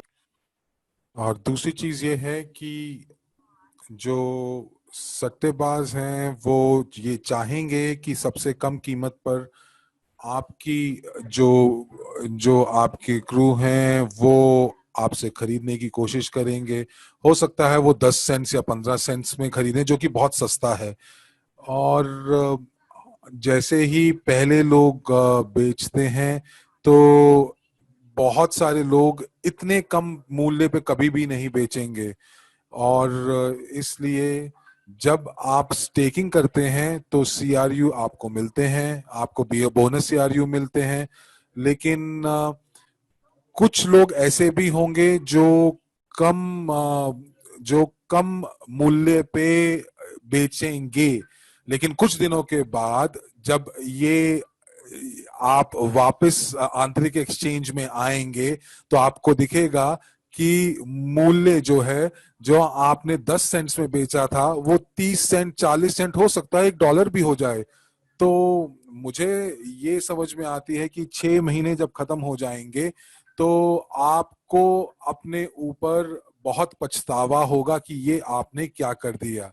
और आप ये जब देखेंगे कि कुछ ही दिनों में जो मूल्य का जो अंतर है वो इतना ज्यादा होगा, तो आप मैं आपको ये बस इतना बता सकती हूँ कि जब आप ये चीजें ऊपर नीचे होते देखेंगे और नीचे आप बेच देंगे और मूल्य ऊपर चढ़ जाएगा तो आप आंसू रोएंगे। और आप उस समय हमारे पास मत आना कि और ये बोलना कि मैं बेचना नहीं चाहता था और ये मेरे से बिक गया, मुझे मेरे क्रिप्टो यूनिट्स वापस कर दीजिए, मैं नहीं बेचना चाहता, मैं 1 सेंट पे नहीं बेचना चाहता, मैं आज के मूल्य पे बेचना चाहता हूं। तो ये सब चीजें नहीं चलेंगी। अगर आपने अपने क्रिप्टो यूनिट कम दाम पे बेच दिए तो ये आपके पास वापस नहीं आएंगे। तो इसीलिए आपको हमने आज चेतावनी दे दी है कि जब भी आप आंतरिक एक्सचेंज जब भी शुरू होगी उसका अधिकृत अनावरण होगा, और अगर आपने उसके अंदर मूर्खतापूर्ण व्यवहार किया तो इसकी कोई क्षतिपूर्ति नहीं हो सकती। और आप ये भी नहीं कह सकते कि ये तो मैंने किया नहीं, मैंने तो अपने पड़ोसी को या अपने पति को या अपने बेटे को दिया और उन्होंने ये कर दिया। तो मैं आपसे यही गुजारिश करूंगी कि आप अपना पासवर्ड, अपना बैक ऑफिस और किसी को मत दीजिए। आप सिर्फ और सिर्फ अपने पास रखें, इसका पासवर्ड और किसी को मत दें। और मैं बस आपसे यही कहूंगी कि अगर आप ऐसा कुछ करेंगे कि आप ने गलती से बेच दिया तो हमारा टेक्निकल स्टाफ जो है इस चीज की क्षतिपूर्ति नहीं कर पाएगा। तो आपसे मैं फिर गुजारिश करूंगी कि आप अपने क्रू को कम कीमत पे मत बेचिएगा। आइए अगली स्लाइड की तरफ चलते हैं। और इस शुक्रवार एक ये सुनहरा शुक्रवार होगा और ये छूट है जो वीआईपी क्लब के सदस्यों के लिए मौजूद होगी, और इसके अंदर जानकारी और शैक्षिक पैकेज होंगे। और बहुत सारे लोग मुझसे पूछते हैं कि ईआईपी मैं क्यों खरीदूं जबकि मैं सीआरयू सीधा खरीद सकती हूं एक्सचेंज के अंदर। देखिए दोस्तों, अगर आपको कोई भी वित्तीय जानकारी या साक्षरता नहीं है और आप मार्केट में सीधा उधर जाते हैं तो आप यकीनन नुकसान कर लेंगे। आपको ये नहीं पता कि आपको क्रिप्टो यूनिट का क्या करना है। आपको आप आपको आपने कुछ हस्तांतरण क्रिप्टो यूनिट का कर लिया, कुछ खरीद लिया, कुछ बेच लिया, उसके बाद क्या। लेकिन अगर आप साक्षर होंगे, वित्तीय साक्षरता में पूर्ण होंगे, तो आपको पता चलेगा कि आप क्या कर सकते हैं। आप हो सकता है विरासत के तौर पर अपने आने वाली पीढ़ियों को देके जा सकें, हो सकता है कि आप उनको स्टेकिंग कर दें। तो ये जानकारी बहुत जरूरी है और ये बहुत जरूरी जानकारी है। कहीं कल आप अगर आपको उस समय बाद में ये ना लगे कि अगर मैंने 1,000 रूबल अगर मैंने अपनी वित्तीय साक्षरता में मैंने निवेश किए होते तो शायद मुझ आज मंजर कुछ और होता। और इसीलिए मैं आपसे यही कहूंगी कि ये तो एक चेन ऑफ ब्लॉक्स हैं। ये आप ये मान के चलें कि ये जो वित्तीय साक्षरता है, ये 200 जब ये सब चीजें जब मैंने अपनी जिंदगी में पहले जब मैंने ब्लॉकचेन की पढ़ाई शुरू की थी तो लोगों ने मुझे पता नहीं कितनी सारी टेक्निकल शब्दों का इस्तेमाल किया और जिसका मुझे कोई भी इल्म नहीं था, मुझे कोई जानकारी नहीं थी और मेरे दिमाग में बहुत ज्यादा भार बढ़ गया था। और और और ये देखिए कि मैंने इन्हीं साक्षरता से, इसी वित्तीय ट्रेनिंग्स की वजह से, इन्हीं प्रशिक्षण की वजह से मुझे मदद मिली कि मैंने अपनी क्रिप्टो करेंसी के अंदर अगर मैं आज पैसे कमा पा रही हूँ तो मैं कर रही हूँ। आप देखें नवंबर में 20,000 का कीमत था क्रिप्टो करेंसी का, और उस समय मैंने 3,000 में मैंने खरीदी, और मैंने उस समय 9,000 से उसको जब मैंने बेचा तो 19,000 पे मैंने बेचा। तो लोगों ने मुझसे पूछा कि आपने ये कैसे कर लिया, और उस समय तो लोग 19,000 पे भी लोग खरीदारी कर रहे हैं और आप बेच रही हैं। तो मुझे लगा कि लोगों ने मुझे ये जताने की कोशिश की 19,000 पे आपने बेच दिया, ये एक बहुत बड़ी गलती है। लेकिन मुझे पता था कि मेरी खरीद जो थी वो बहुत नीचे थी, और मुझे पता था कि मुझे ऊपर ही बेचना था। और ये सब जानकारी आपको सिर्फ और सिर्फ इन्हीं पाठ्यक्रमों में ही मिलेगी। आपको ये पता चलेगा कि किस तरह से आप अपने पैसे का प्रबंधन और अनुबंध कर सकते हैं। और ईआईपी आप जो भी ईआईपी खरीदेंगे तो आपको एक क्रिप्टो यूनिट पैकेज भी मिलेगा, जिसके अंदर आप देख रहे हैं जो कि ईआईपी आखिरी वाला ईआईपी देखें, आईआईपी ही हायर एजुकेशन का, जो उच्च शिक्षा का, और ये संजीदा लोगों के लिए है। और आपको इसके अंदर वो सब जानकारी दी जाएगी कि आप किस तरह से चार्ट्स को पढ़ सकते हैं, आप किस तरह से आप कब खरीद सकते हैं, कब आपको बेचना चाहिए। तो ये सब जानकारी आपको है, और ये जानकारी आपको और कोई नहीं देगा। आपको इस जानकारी का होना बहुत जरूरी है। और हम लोग जैसे जैसे अपने ब्लॉकचेन के अनावरण की तरफ बढ़ रहे हैं, तो हमारे जो क्रिप्टो वॉलेट जो हैं वो शुरू हो जाएंगे। तो एक ऐसा अंतराल आएगा जिसके अंदर हम लोग जो सीआरयूज हैं वो आपको खरीदने पड़ेंगे, आपको स्टेक भी कर सकते हैं, और वो ब्लॉकचेन में भी उसकी स्टेकिंग हो सकती है, और उसके लिए एक खास तरीका होगा।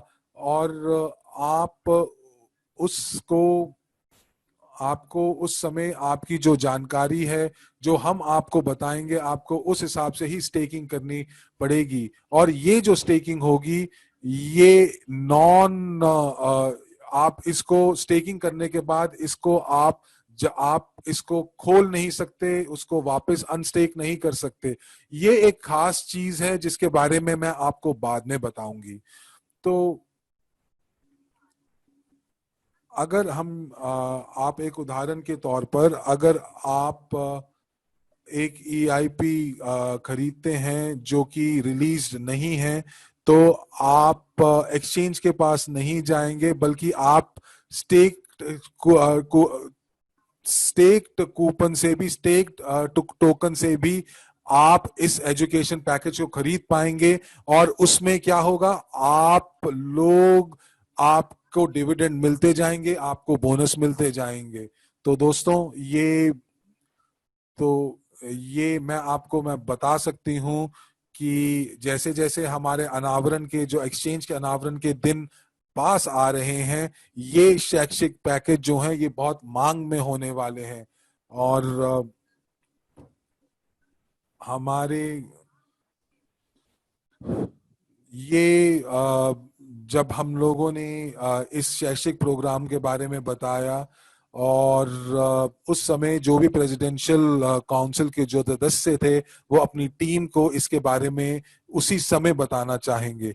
तो चलिए आइए प्रश्न लेते हैं। सबसे पहले हम भारतीय चैट रूम से प्रश्न लेते हैं। तो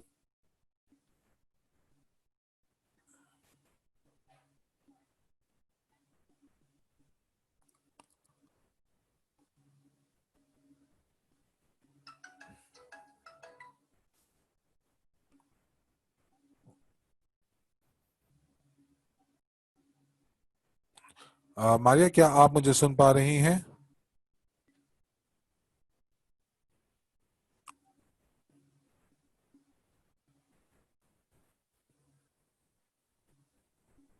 आपको हम नहीं सुन पा रहे हैं, तो मैं आपसे दरखास्त करूंगा कि आप Q&A में ये प्रश्न टाइप कर दें और ये प्रश्न आपके वहां से लिए जाएंगे।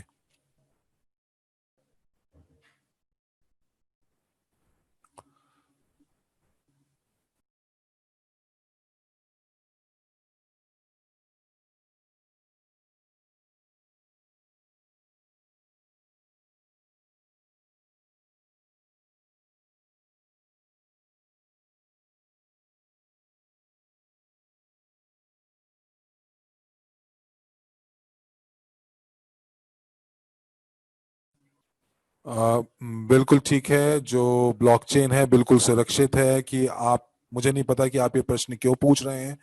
आपने ये प्रश्न शायद इसलिए पूछा है कि 3 महीने पहले एक खबर थी कि कि एक टीम, पर मुझे याद नहीं कि कौन से देश की, पर एक आईटी प्रोग्रामर्स की टीम थी। उन्होंने कुछ पैसे आईसीओ के लिए बनाए थे, जो ईओएस ब्लॉकचेन के ऊपर से कमाए थे, जिसमें आप कितने भी तरह के टोकन्स को आप जारी कर सकते हैं। और उन्होंने कुछ ईओएस के नाम से उस टोकन को जारी किया था। और जो वो टीम थी उसके बाद वो बिल्कुल गायब हो गई। उन्होंने सारे पैसे जो थे वो $300 मिलियन जो थे वो पैसे उन्होंने वो लेके भाग गए। लेकिन इसका ईओस ब्लॉकचेन से लेना देना कुछ नहीं है। ये सिर्फ एक वक्त है, एक शब्द है। और ये उस टीम से, ईओएस का वाकई में कुछ लेना देना नहीं है। और हमारे ब्लॉकचेन से तो बिल्कुल भी कुछ लेना देना नहीं है, क्योंकि हमारे जो सर्वर हैं वो सब हमारे नियंत्रण में है। और ये एक तरह की बंद ब्लॉकचेन है। हम लोग 100% सुरक्षित हैं और सब कुछ सही काम कर रहा है। हम किसी को भी ये मौका नहीं देंगे कि कोई एक थर्ड पार्टी नोड बनाने की अनुमति कभी भी नहीं देंगे। और जो भी नोड बनाएंगे वो हमारे पार्टनर्स होंगे, हमारे सहभागी होंगे, ताकि वो हमारे ब्लॉकचेन को कोई कोई भी नुकसान ना पहुंचाए। सिर्फ विश्वसनीय लोग ही अपना नोड बना पाएंगे। और बिल्कुल बंद एक्सचेंज ये रहेगी। हमारे पास एक गिटहब पब्लिकेशन भी है, लेकिन हम वहां पे सिर्फ वही सॉफ्टवेयर के बारे में बताते हैं जो कि बिल्कुल सुरक्षित है।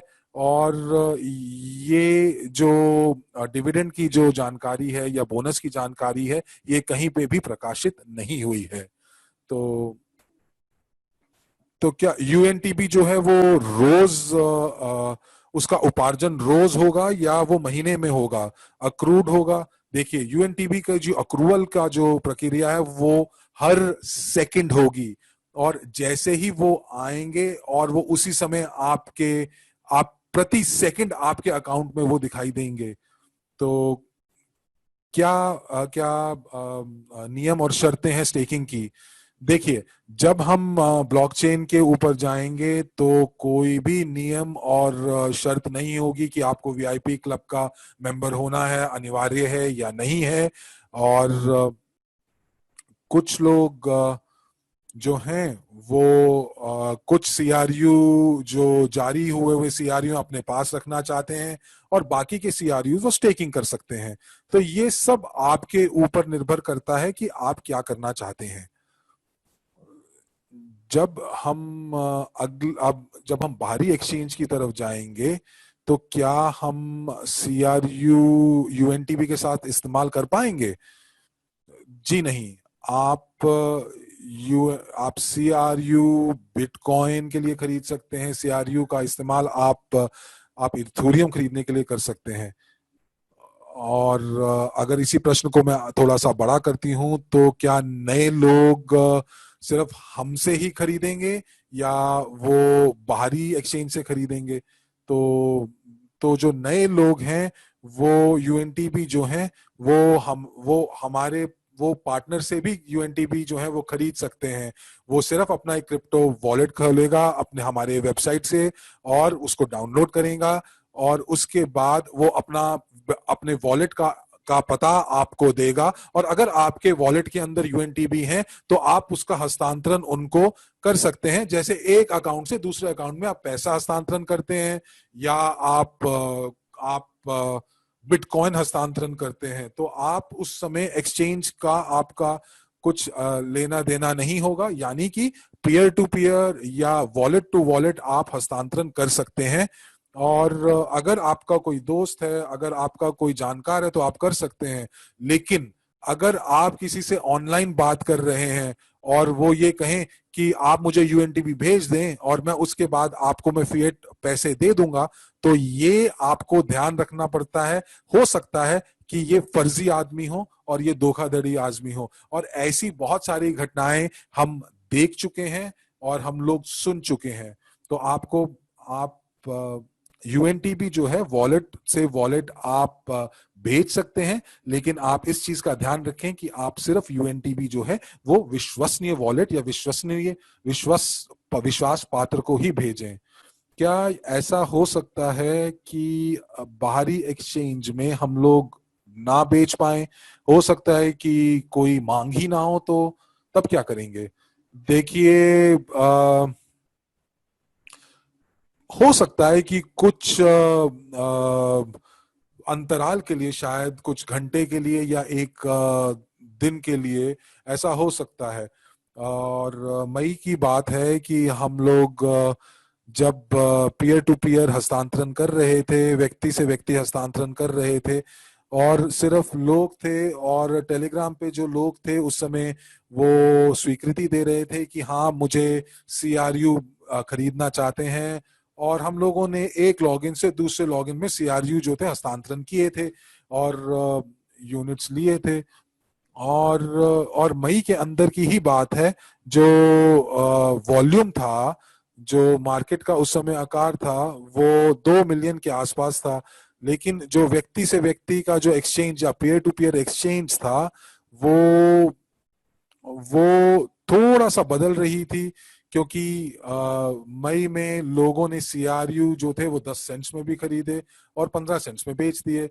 तो ये जो 2 मिलियन का जो मार्केट साइज था, वो उन उन सट्टेबाजों ने बनाया, और जिनके बारे में मैंने आपको पिछली स्लाइड में बताया, जिससे आपको ध्यान रखना पड़ेगा।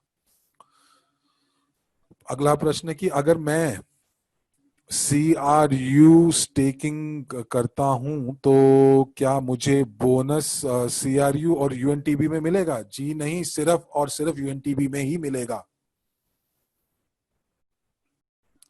अभी के लिए आपको सीआरयू पॉइंट्स मिल सकते हैं स्टेकिंग के पुरस्कार के उपरांत या इंटरेस्ट, लेकिन पहले सितंबर के बाद हम लोग आपको घोषणा करेंगे कि जो लोग वीआईपी क्लब के सदस्य हैं और वो अपने सीआरयू पॉइंट्स ले लेते हैं, तो उनको सीआरयू पॉइंट्स जो हैं उनको मिलेंगे, और वो स्टेकिंग के लिए सितंबर में, और उनको जो बोनस है वो आपको अक्टूबर तक मिलेगा, और बैक ऑफिस में जितनी भी स्टेकिंग है वो खारिज कर दी जाएगी।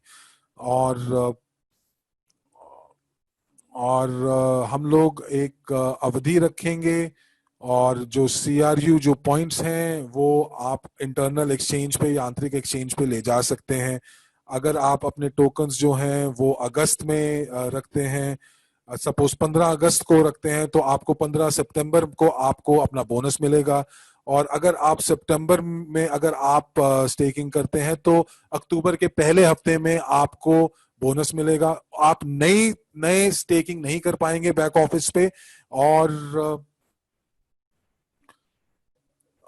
जो भी पॉइंट्स हैं वो आपको पहले सितंबर तक ही मिलेंगे। उदाहरण के तौर पर, अगर आपने 3 साल के लिए अगर आपने स्टेकिंग की है तो आपको 2-2.5% मिलेगा, और अगर आपने कम अंतराल के लिए किया है तो आपको और कम प्रतिशत में आपको उसका बोनस मिलेगा।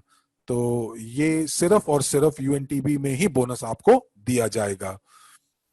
तो जितनी भी स्टेकिंग हम लोग सीआरयू में करेंगे, आपको यूएनटीबी टोकन में ही आपको पुरस्कार मिलेगा। तो हमारे सीआरयू का क्या होगा? तो ये आपके जो सीआरयू हैं वो स्टेकिंग के अंदर होंगे, और आप उसका कुछ नहीं कर सकते। तो किस तरह से मैं कब अपना 12 अंकों की आईडी मुझे मिलेगी, जो मुझे एक्सचेंज से कनेक्ट करेगी?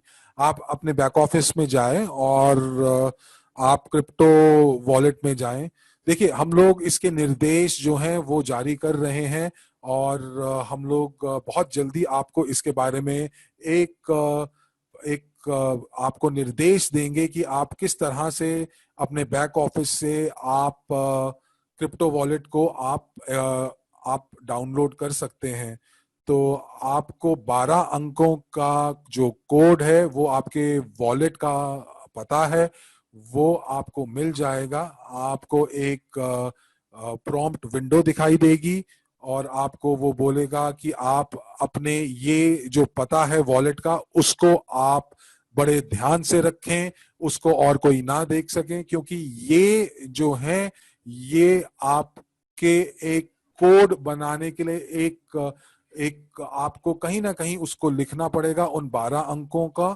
और उसके बाद आपसे ये पूछा जाएगा कि आपने वो सही तरीके से लिखा है कि नहीं। जब आप उसको आप हाँ करेंगे, तो आप अगर उसको किसी कंप्यूटर पे लिख रहे हैं तो आप ये ध्यान रखें कि आप उसको कॉपी पेस्ट बहुत बढ़िया से करें।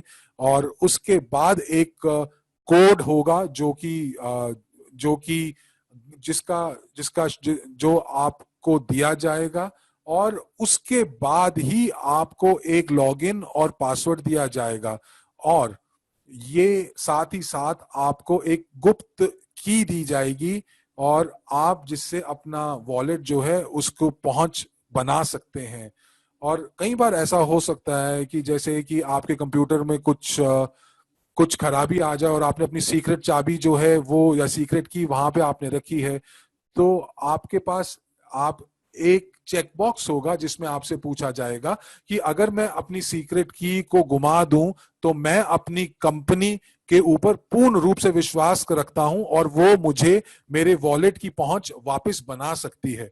तो अगर आपने उस को रेडियो बटन को टिक किया है, तो आपको आपको ये आपको ऑप्शन मिलेगा, आपको ये विकल्प मिलेगा। लेकिन अगर उस रेडियो बटन को आपने टिक नहीं किया तो कंपनी आपके वॉलेट, अगर आपने वो 12 अंक खो दिए, तो कंपनी आपके वॉलेट को दोबारा से उसको जागृत या एक्टिवेट नहीं कर पाएगी। तो इसीलिए आपको ये बहुत ध्यान से इस निर्देश का पालन करना है। तो अगर आपके पास वो सीक्रेट की है और आपने, तो आप अपना पिन कोड जो है उसको आप रीसेट कर सकते हैं, और उसके बाद आपको एक नया पिन कोड मिल जाता है। अगर आप पिन कोड और सीक्रेट की दोनों ही गवा देते हैं और आपने उसको कहीं से कहीं पे कंपनी के सर्वर पे भी आपने कोई जानकारी नहीं रखी है, तो आपके क्रिप्टो वॉलेट की पहुंच जो है वो आपकी खत्म हो जाएगी। और जब आप इस निर्देश के ऊपर जाएंगे और इन निर्देश का पालन करेंगे, तो आपको नया सीक्रेट कोड दिया जाएगा, आप अपने पॉइंट्स अंकों तक पहुंच बना पाएंगे, आप अपने वॉलेट तक पहुंच बना पाएंगे। तो बाहरी एक्सचेंज में जब हम सीआरयू की बात करें, तो क्या हमारे सीआरयू ब्लॉक्ड होंगे, या या हमारे सीआरयू को रिलीज कर दिया जाएगा जैसे मार्च में होगा?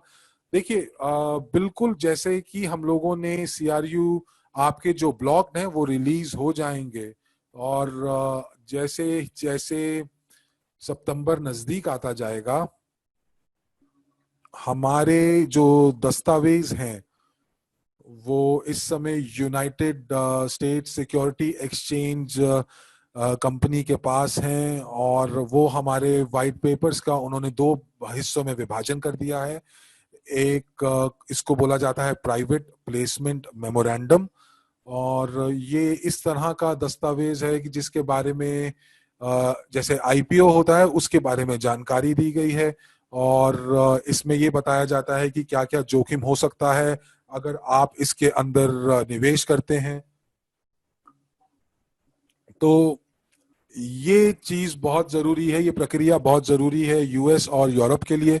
और जो मेमोरेंडम है वाइट पेपर का, और जब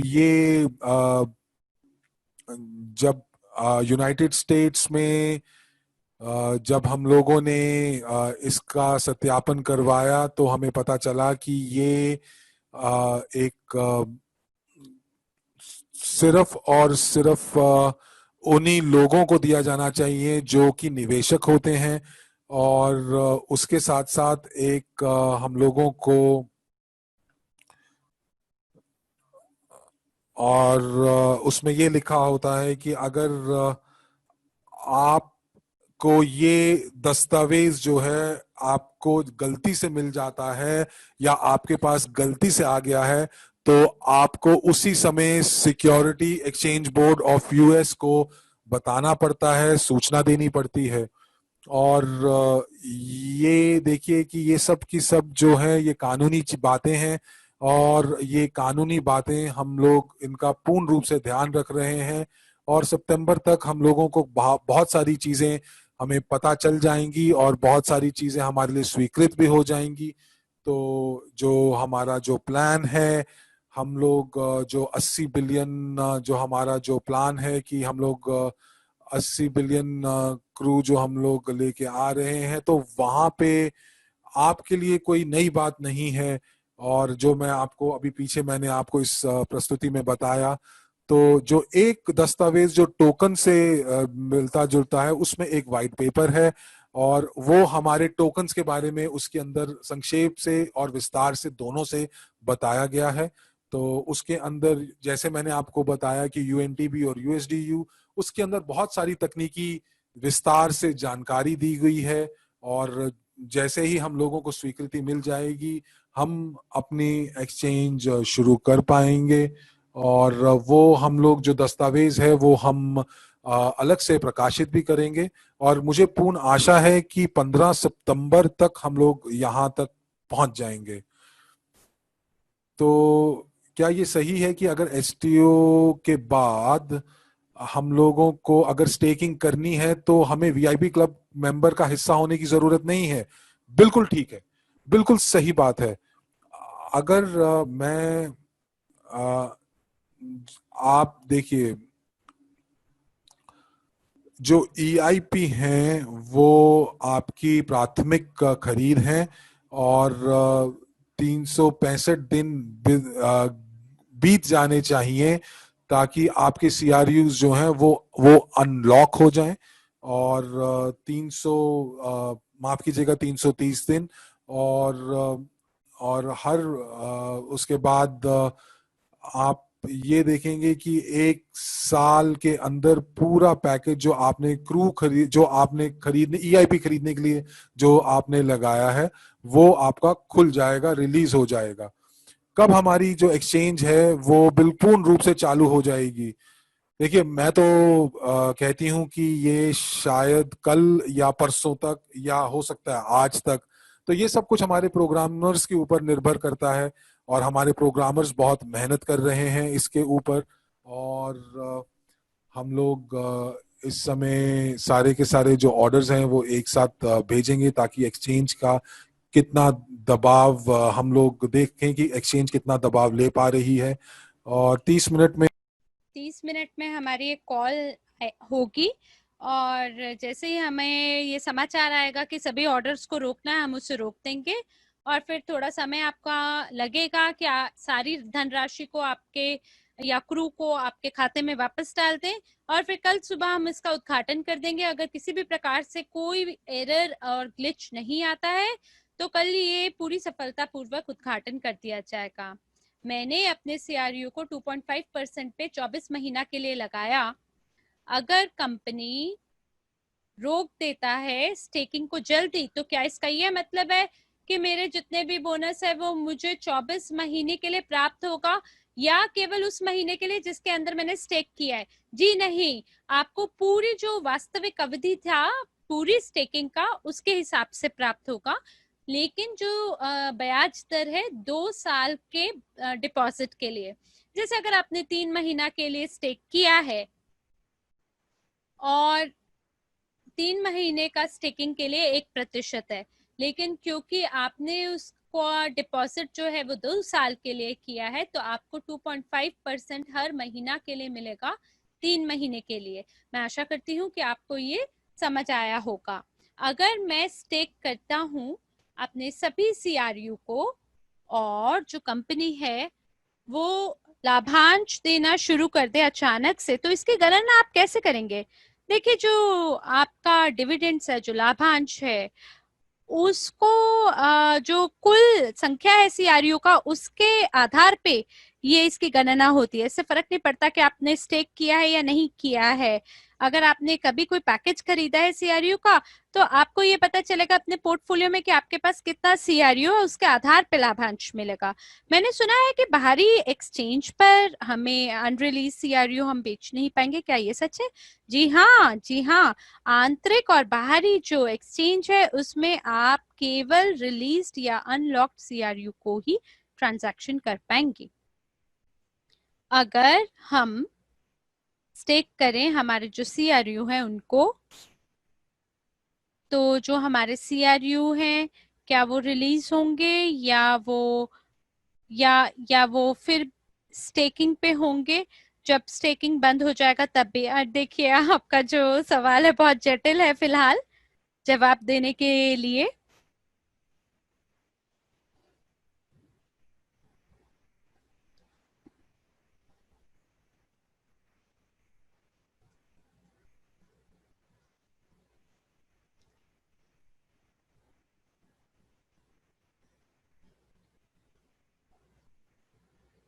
मेरा ख्याल है कि ये आपका जो पुराना सवाल है उसी के बारे में है कि अगर आपने स्टेक किया है अपने सीआरयू को पुराने मतलब अपने बैक ऑफिस पे, तो जो स्टेकिंग है वो टर्मिनेट हो जाएगा और ये सभी सीआरयू आपके खाते में आ जाएंगे उसी तरीके से जैसे आपने इसको स्टेक किया था।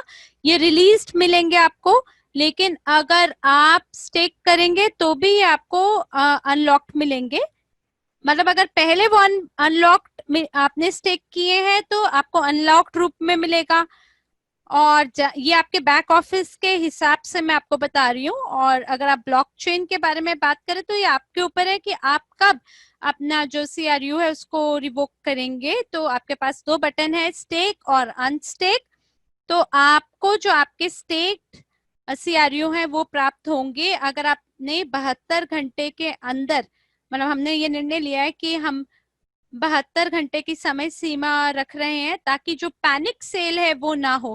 कि जैसे अगर आप कुछ बुरा समाचार ऑनलाइन पढ़ते हैं और आप ये सोचते हैं कि चलो तुरंत इसे बेच दे, तो ये जो पैनिक सेलिंग है यानी बेचैनी भरी जो बिक्री है, तो जो आपका अनस्टेक्ड सीआरयू है वो आपके लिए उपलब्ध होगा 72 घंटे के बाद, यानी कि 3 दिन के बाद।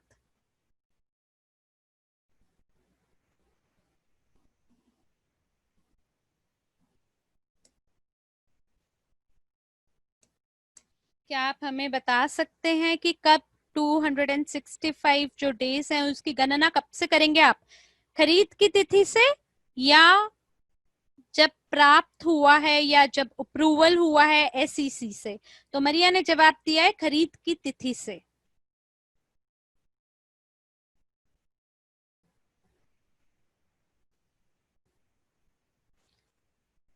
मैंने ये सुना है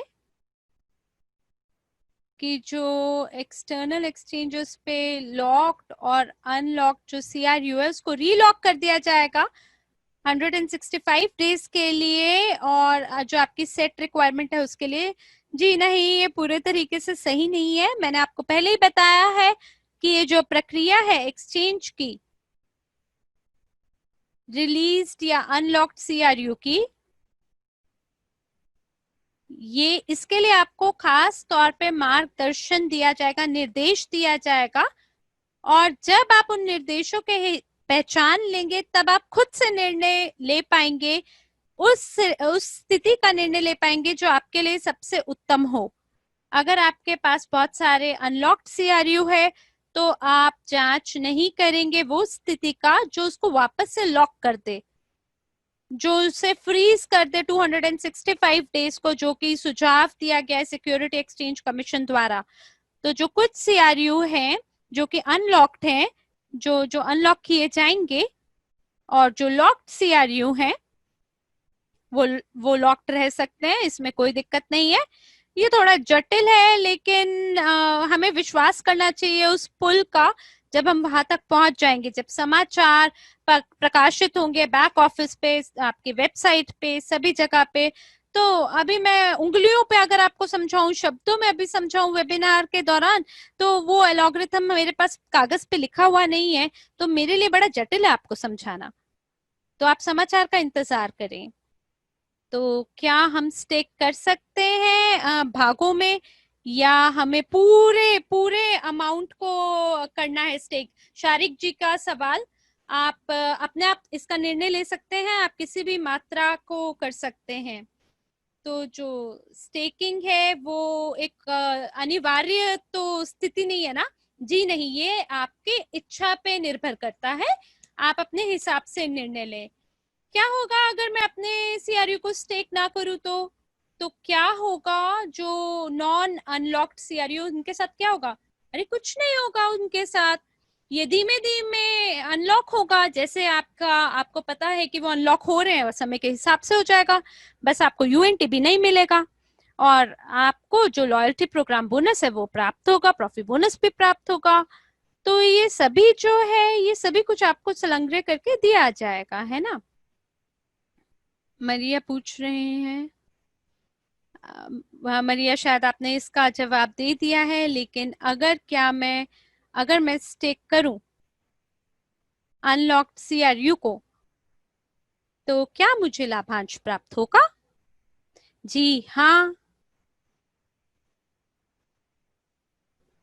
आपको सभी लाभांश प्राप्त होंगे अपने सभी सीआरयू पे, इससे फर्क नहीं पड़ता है, हर सीआरयू अंक के लिए आपको लाभांश प्राप्त होगा। क्या हम स्टेक कर सकते हैं यूएनटीबी को? जी हाँ, आप कर सकते हैं, लेकिन ये आपको बहुत बड़ी जो स्टोरेज मेमोरी है वहां तक की पहुंच देगा हमारी ब्लॉकचेन पर, लेकिन जो अतिरिक्त पुरस्कार है यूएनटीबी पे वो आपको नहीं मिलेगा। तो जब ये हमारे व्यवसायी जो हैं, जब वो स्टेक करेंगे यूएनटीबी को, तो उनको क्रिप्टो वॉलेट की पहुंच मिलेगी, बड़े बड़े साइज के, बड़ी मात्रा के। लेकिन बदले में अगर हम कहें कि आपको अतिरिक्त यूएनटीबी मिलेगा, तो नहीं, ऐसी स्थिति नहीं है। जितने भी हमारे जो टोकन हैं, क्या वो कॉइन मार्केट cap.com पे होंगे या नहीं? और एक और सवाल पूछा जा रहा है कि हमें हमारा जो एक्सटर्नल एक्सचेंज है वो कब प्राप्त होगा? देखिए, हमारी योजनाओं के हिसाब से जो एक्सटर्नल एक्सचेंज है वो सितंबर के अंत में, या जो हमारी वर्षगांठ है उसके नजदीक में ये इसका उद्घाटन होगा। और जो नियम और शर्तें हैं वो इस तरह से हैं कि अगर 2 या 3 साल पहले उन्होंने अपने सभी टोकन को बिना जांच करे, बिना वेरिफिकेशन कराए कि क्या इसके पीछे कोई ब्लॉकचेन है या कुछ अच्छा है या नहीं, अगर उसको उन्होंने प्लेस कर दिया है, तो उसको लेके अभी वो लोग बड़े ही सतर्क हैं। और वो जो जानकारी है वो प्रकाशित कर रहे हैं टोकन के बारे में 3 महीने के बाद, जब उसको ट्रेड किया जाता है। तो आप जो आंकड़े हैं वो देख सकते हैं 3 महीने की जो ट्रेडिंग है। और जैसे ही हम अपना जो एक्सटर्नल एक्सचेंज है उसका उद्घाटन करेंगे, तो हम एक आवेदन को प्रकाशित करेंगे कॉइन मार्केट कैप पे, और वो जांच करेंगे 3 महीने के लिए कि कहीं हम भाग तो नहीं गए हैं। क्योंकि कई बार क्या होता है कि लोग ना जारी कर देते हैं अपने टोकन को, और 1 महीना के अंदर जैसे ही बबल फूट जाता है, गुब्बारा फटता है, तो उसके बाद सब गायब हो जाते हैं और उस पर $0 ट्रेड होता है। तो ऐसी स्थिति में उसको कॉइन मार्केट कैप पे नहीं डाला जाएगा। तो हम आंकड़े दिखाएंगे, और यूएनटीबी का, यूएसटीयू का, और फिर उसके बाद हमें भी शामिल कर दिया जाएगा कॉइन मार्केट कैप पे। लेकिन मेरा ख्याल है हमारे आंकड़े बढ़िया ही जाएंगे, और मुझे लगता है लोगों को बहुत ताज्जुब होगा। हमने मार्केट में ही 2.5 मिलियन जो है वो जनरेट किए हैं, और एक्सटर्नल एक्सचेंज पे तो जो संख्याएं हैं उनके बारे में तो आप पूछिए ही ना, बहुत तीव्र वृद्धि की आशंका है। तो जब हमारा जो पहला यूएनटीबी है उसको प्राप्त करने के बाद पहले जो महीने होंगे उसमें क्या होगा, जब हमारे पास कोई यूएनटीबी नहीं होगा? तो देखिए, जो पहला अक्टूबर है उससे पहले हम अपने जो सीआरयू है उसको स्टेक कर पाएंगे, ताकि हम सीआरयू प्राप्त कर सके यूएनटीबी की शुरुआत से पहले। और फिर आप अपने सीआरयू को स्टेक कर पाएंगे यूएनटीबी प्राप्त करने के लिए। अगर जैसे कि आपने सुझाव दिया है कि हमें जो हमारे सीआरयू है उसको बेचना नहीं चाहिए, तो क्या ये वृद्धि करेगा सीआरयू के मूल्य में भी? जी हाँ, जी हाँ, बिल्कुल करेगा, क्योंकि जितना कम सीआरयू सप्लाई में होगा उतना ज्यादा उसका मूल्य भी तो बढ़ेगा ना।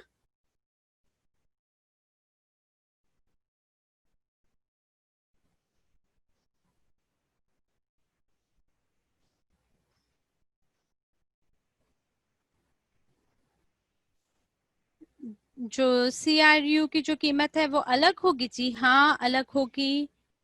सीआरयू जो है उसका जो मूल्य है वो निर्भर करता है संपत्ति पे जो आपका पोर्टफोलियो में दिखाई दे रही है। जो जैसे अभी फिलहाल वर्तमान मूल्य कितना है, 472 मिलियन।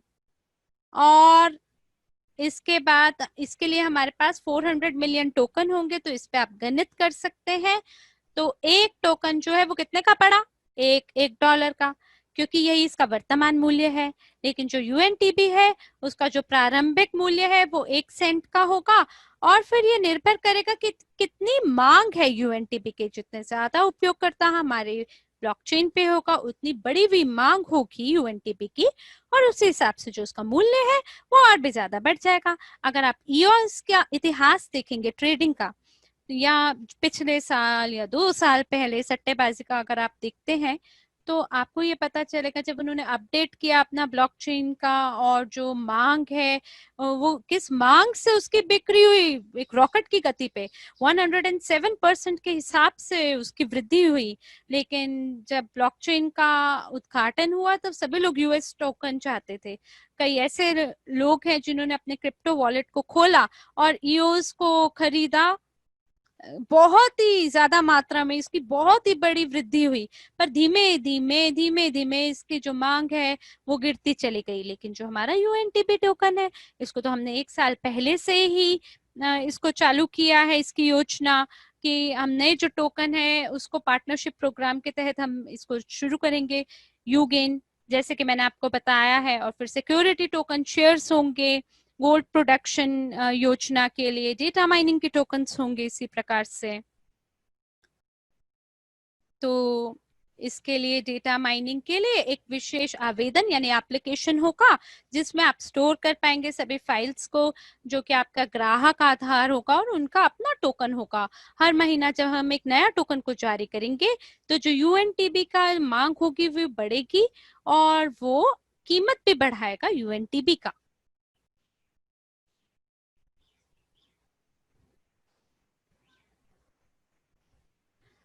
आपकी आशा के हिसाब से हम सीआरयू को कब निष्कासित कर पाएंगे अपने बैंक कार्ड पे? देखिए, आप सीआरयू अंकों को अपने बैंक कार्ड पे निष्कासित यानी विड्रॉ नहीं कर सकते, क्योंकि जो सीआरयू है वो आपका डिजिटल शेयर है। आप जैसे एप्पल का शेयर है उसको आप बैंक कार्ड से तो नहीं विड्रॉ कर सकते ना। इसी प्रकार से आप जो यूएसडीयू है उसको विड्रॉ कर पाएंगे बैंक कार्ड पे। जो हमारी यूनिट डॉलर है, जो हमारा स्टेबल कॉइन है, उसको आप विड्रॉ कर पाएंगे। क्या हम खरीद कर सकते हैं यूएनटीबी का बिना प्राप्त करे उनको एक पुरस्कार के रूप में स्टेकिंग के लिए, जैसे हमारे बैक ऑफिस के माध्यम से ईआईपी के साथ में? जी नहीं, आप नहीं खरीद कर पाएंगे यूएनटीबी का बैक ऑफिस में। केवल उसको एक्सचेंज या पीयर टू पीयर एक्सचेंज के माध्यम से आप उसे प्राप्त कर सकते हैं।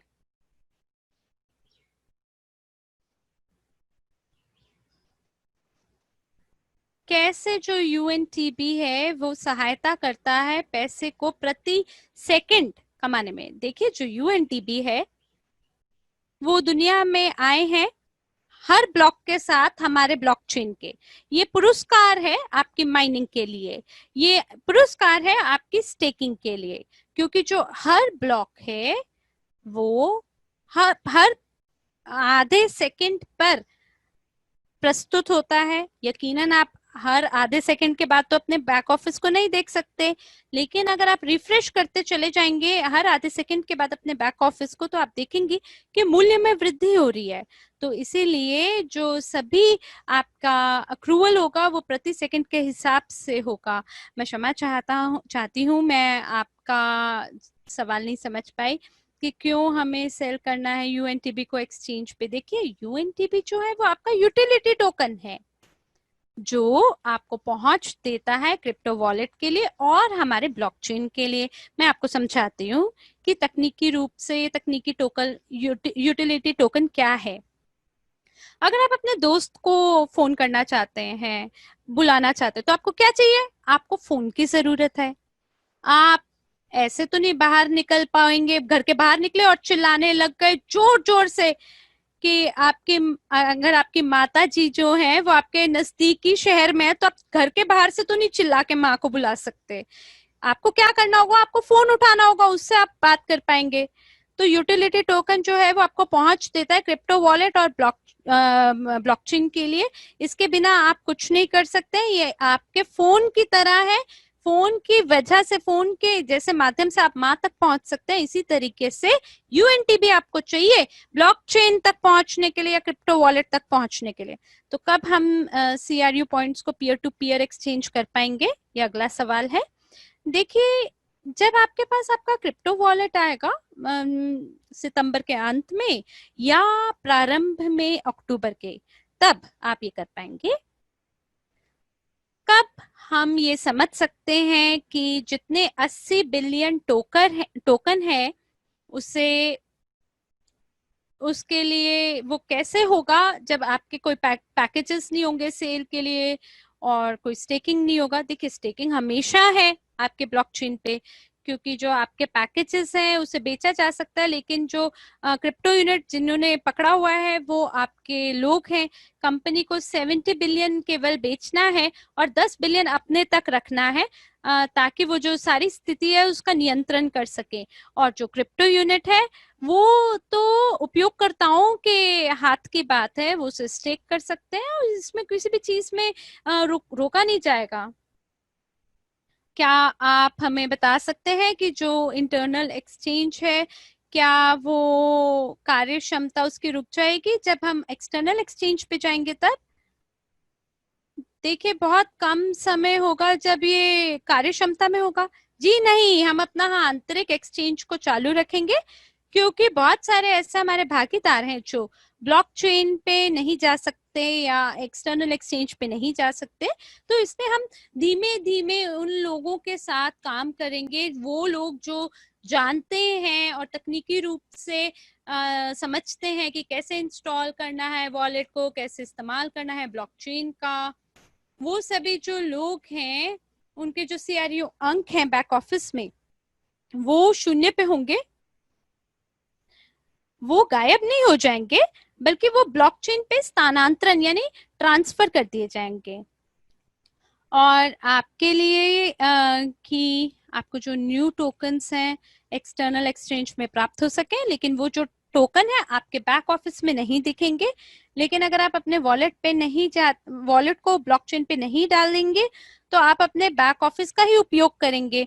और ये जो आपका संक्रमण अवधि है यानी ट्रांजिशन पीरियड है, ये 6 महीना तक होगा, क्योंकि हम जानते हैं कई ऐसे भी हमारे उपयोगकर्ता हैं जो वृद्ध हैं और उनके लिए बहुत ही मुश्किल होगा कि वो एकदम तुरंत एक्सटर्नल एक्सचेंज पे चले जाएं, ब्लॉकचेन पे चले जाएं।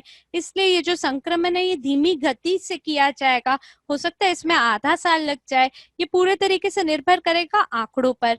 फिलहाल हम देख पा रहे हैं कि सक्रिय 7 लाख हमारे उपयोगकर्ता हैं जिनके पास क्रिप्टो यूनिट है, और जब वो ब्लॉकचेन पे जाएंगे तब हम जीरो कर देंगे उन अकाउंट को और हम देखेंगे कि कितने ऐसे लोग हैं,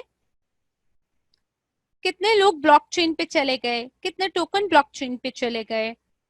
और हम उसी के हिसाब से जो 1 अक्टूबर है उसको शून्य से आपके लिए आंकड़ों को प्रकाशित करेंगे, ताकि आप समझ सके कि ये कैसे हो रहा है।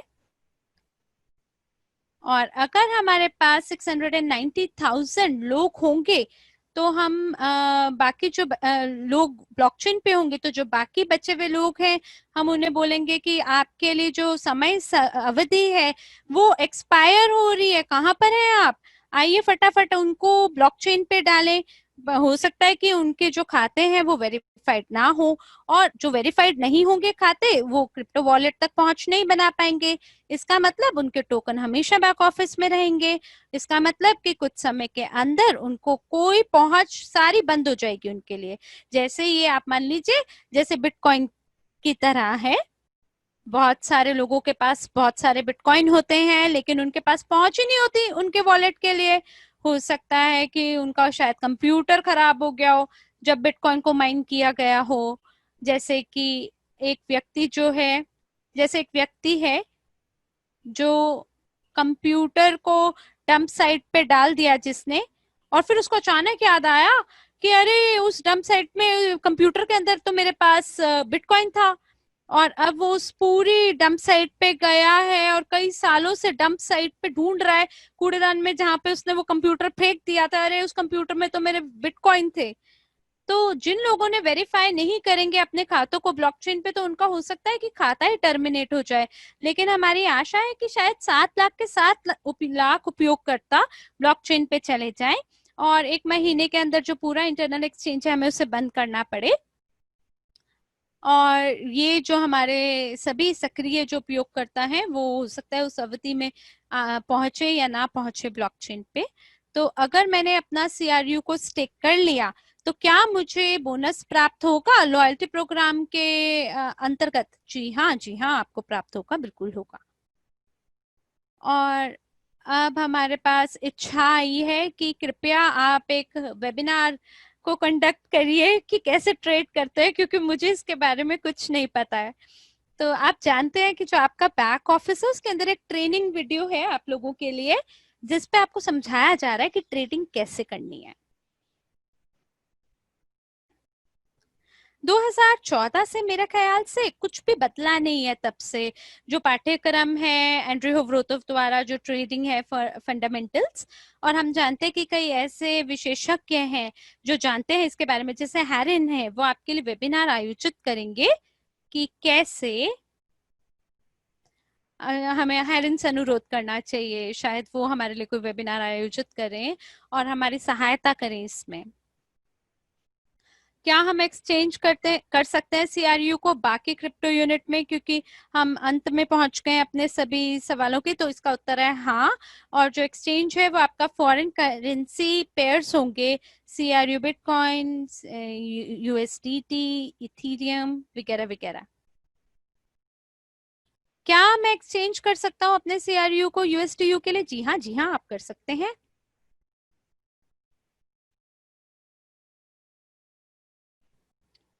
क्या जो लीगल एंटिटीज हैं वो सीधे रूप से CRU को प्राप्त कर सकते हैं या उनको UNT भी खरीदना होगा? देखिए, जो लीगल एंटिटीज है वो सीधे रूप से CRU को खरीद सकेंगे।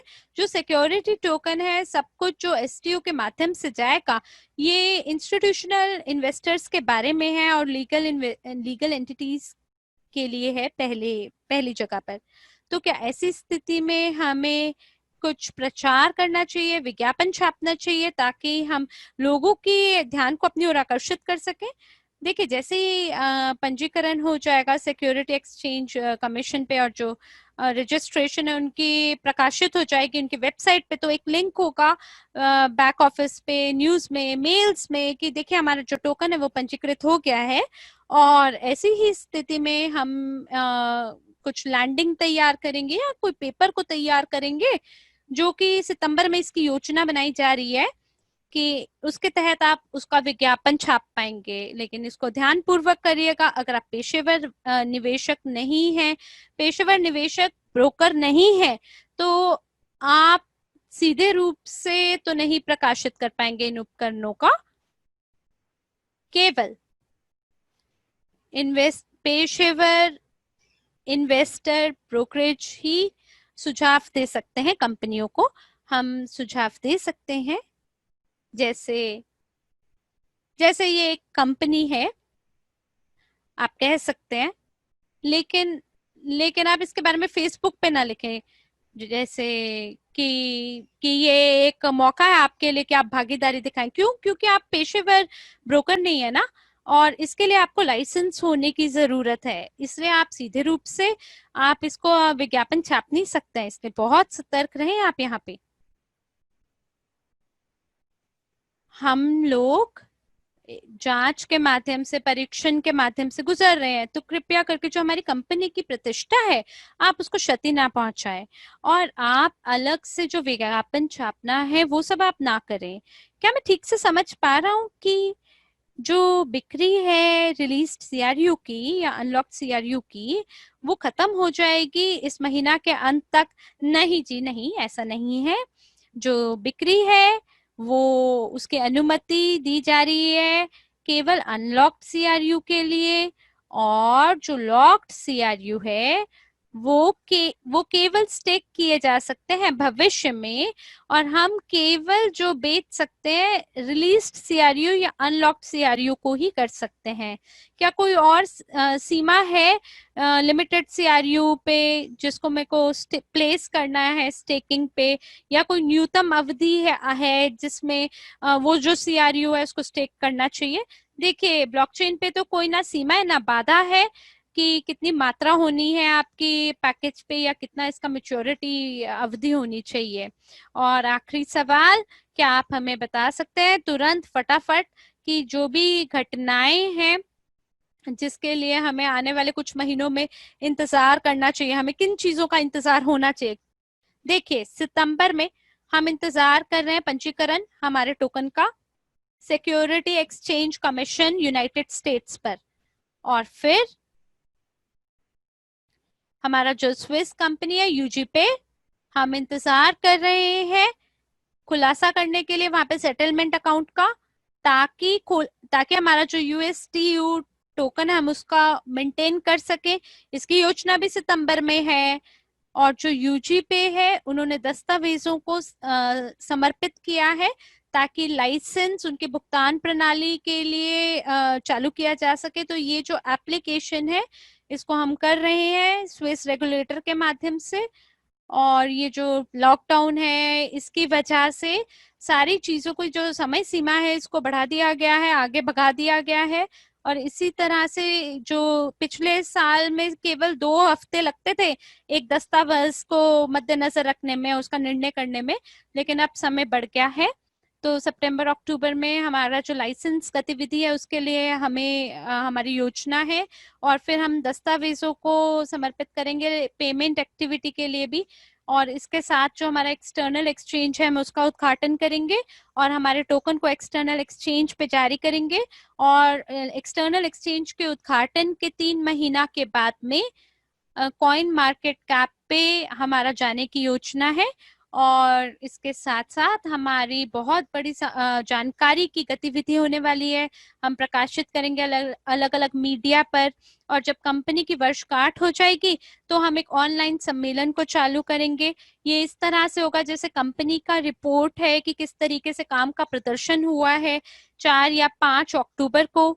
और फिर उसके बाद कंपनी का जो विकास योजना है भविष्य के लिए, भविष्य के आने वाले सालों के लिए, और वो किया जाएगा।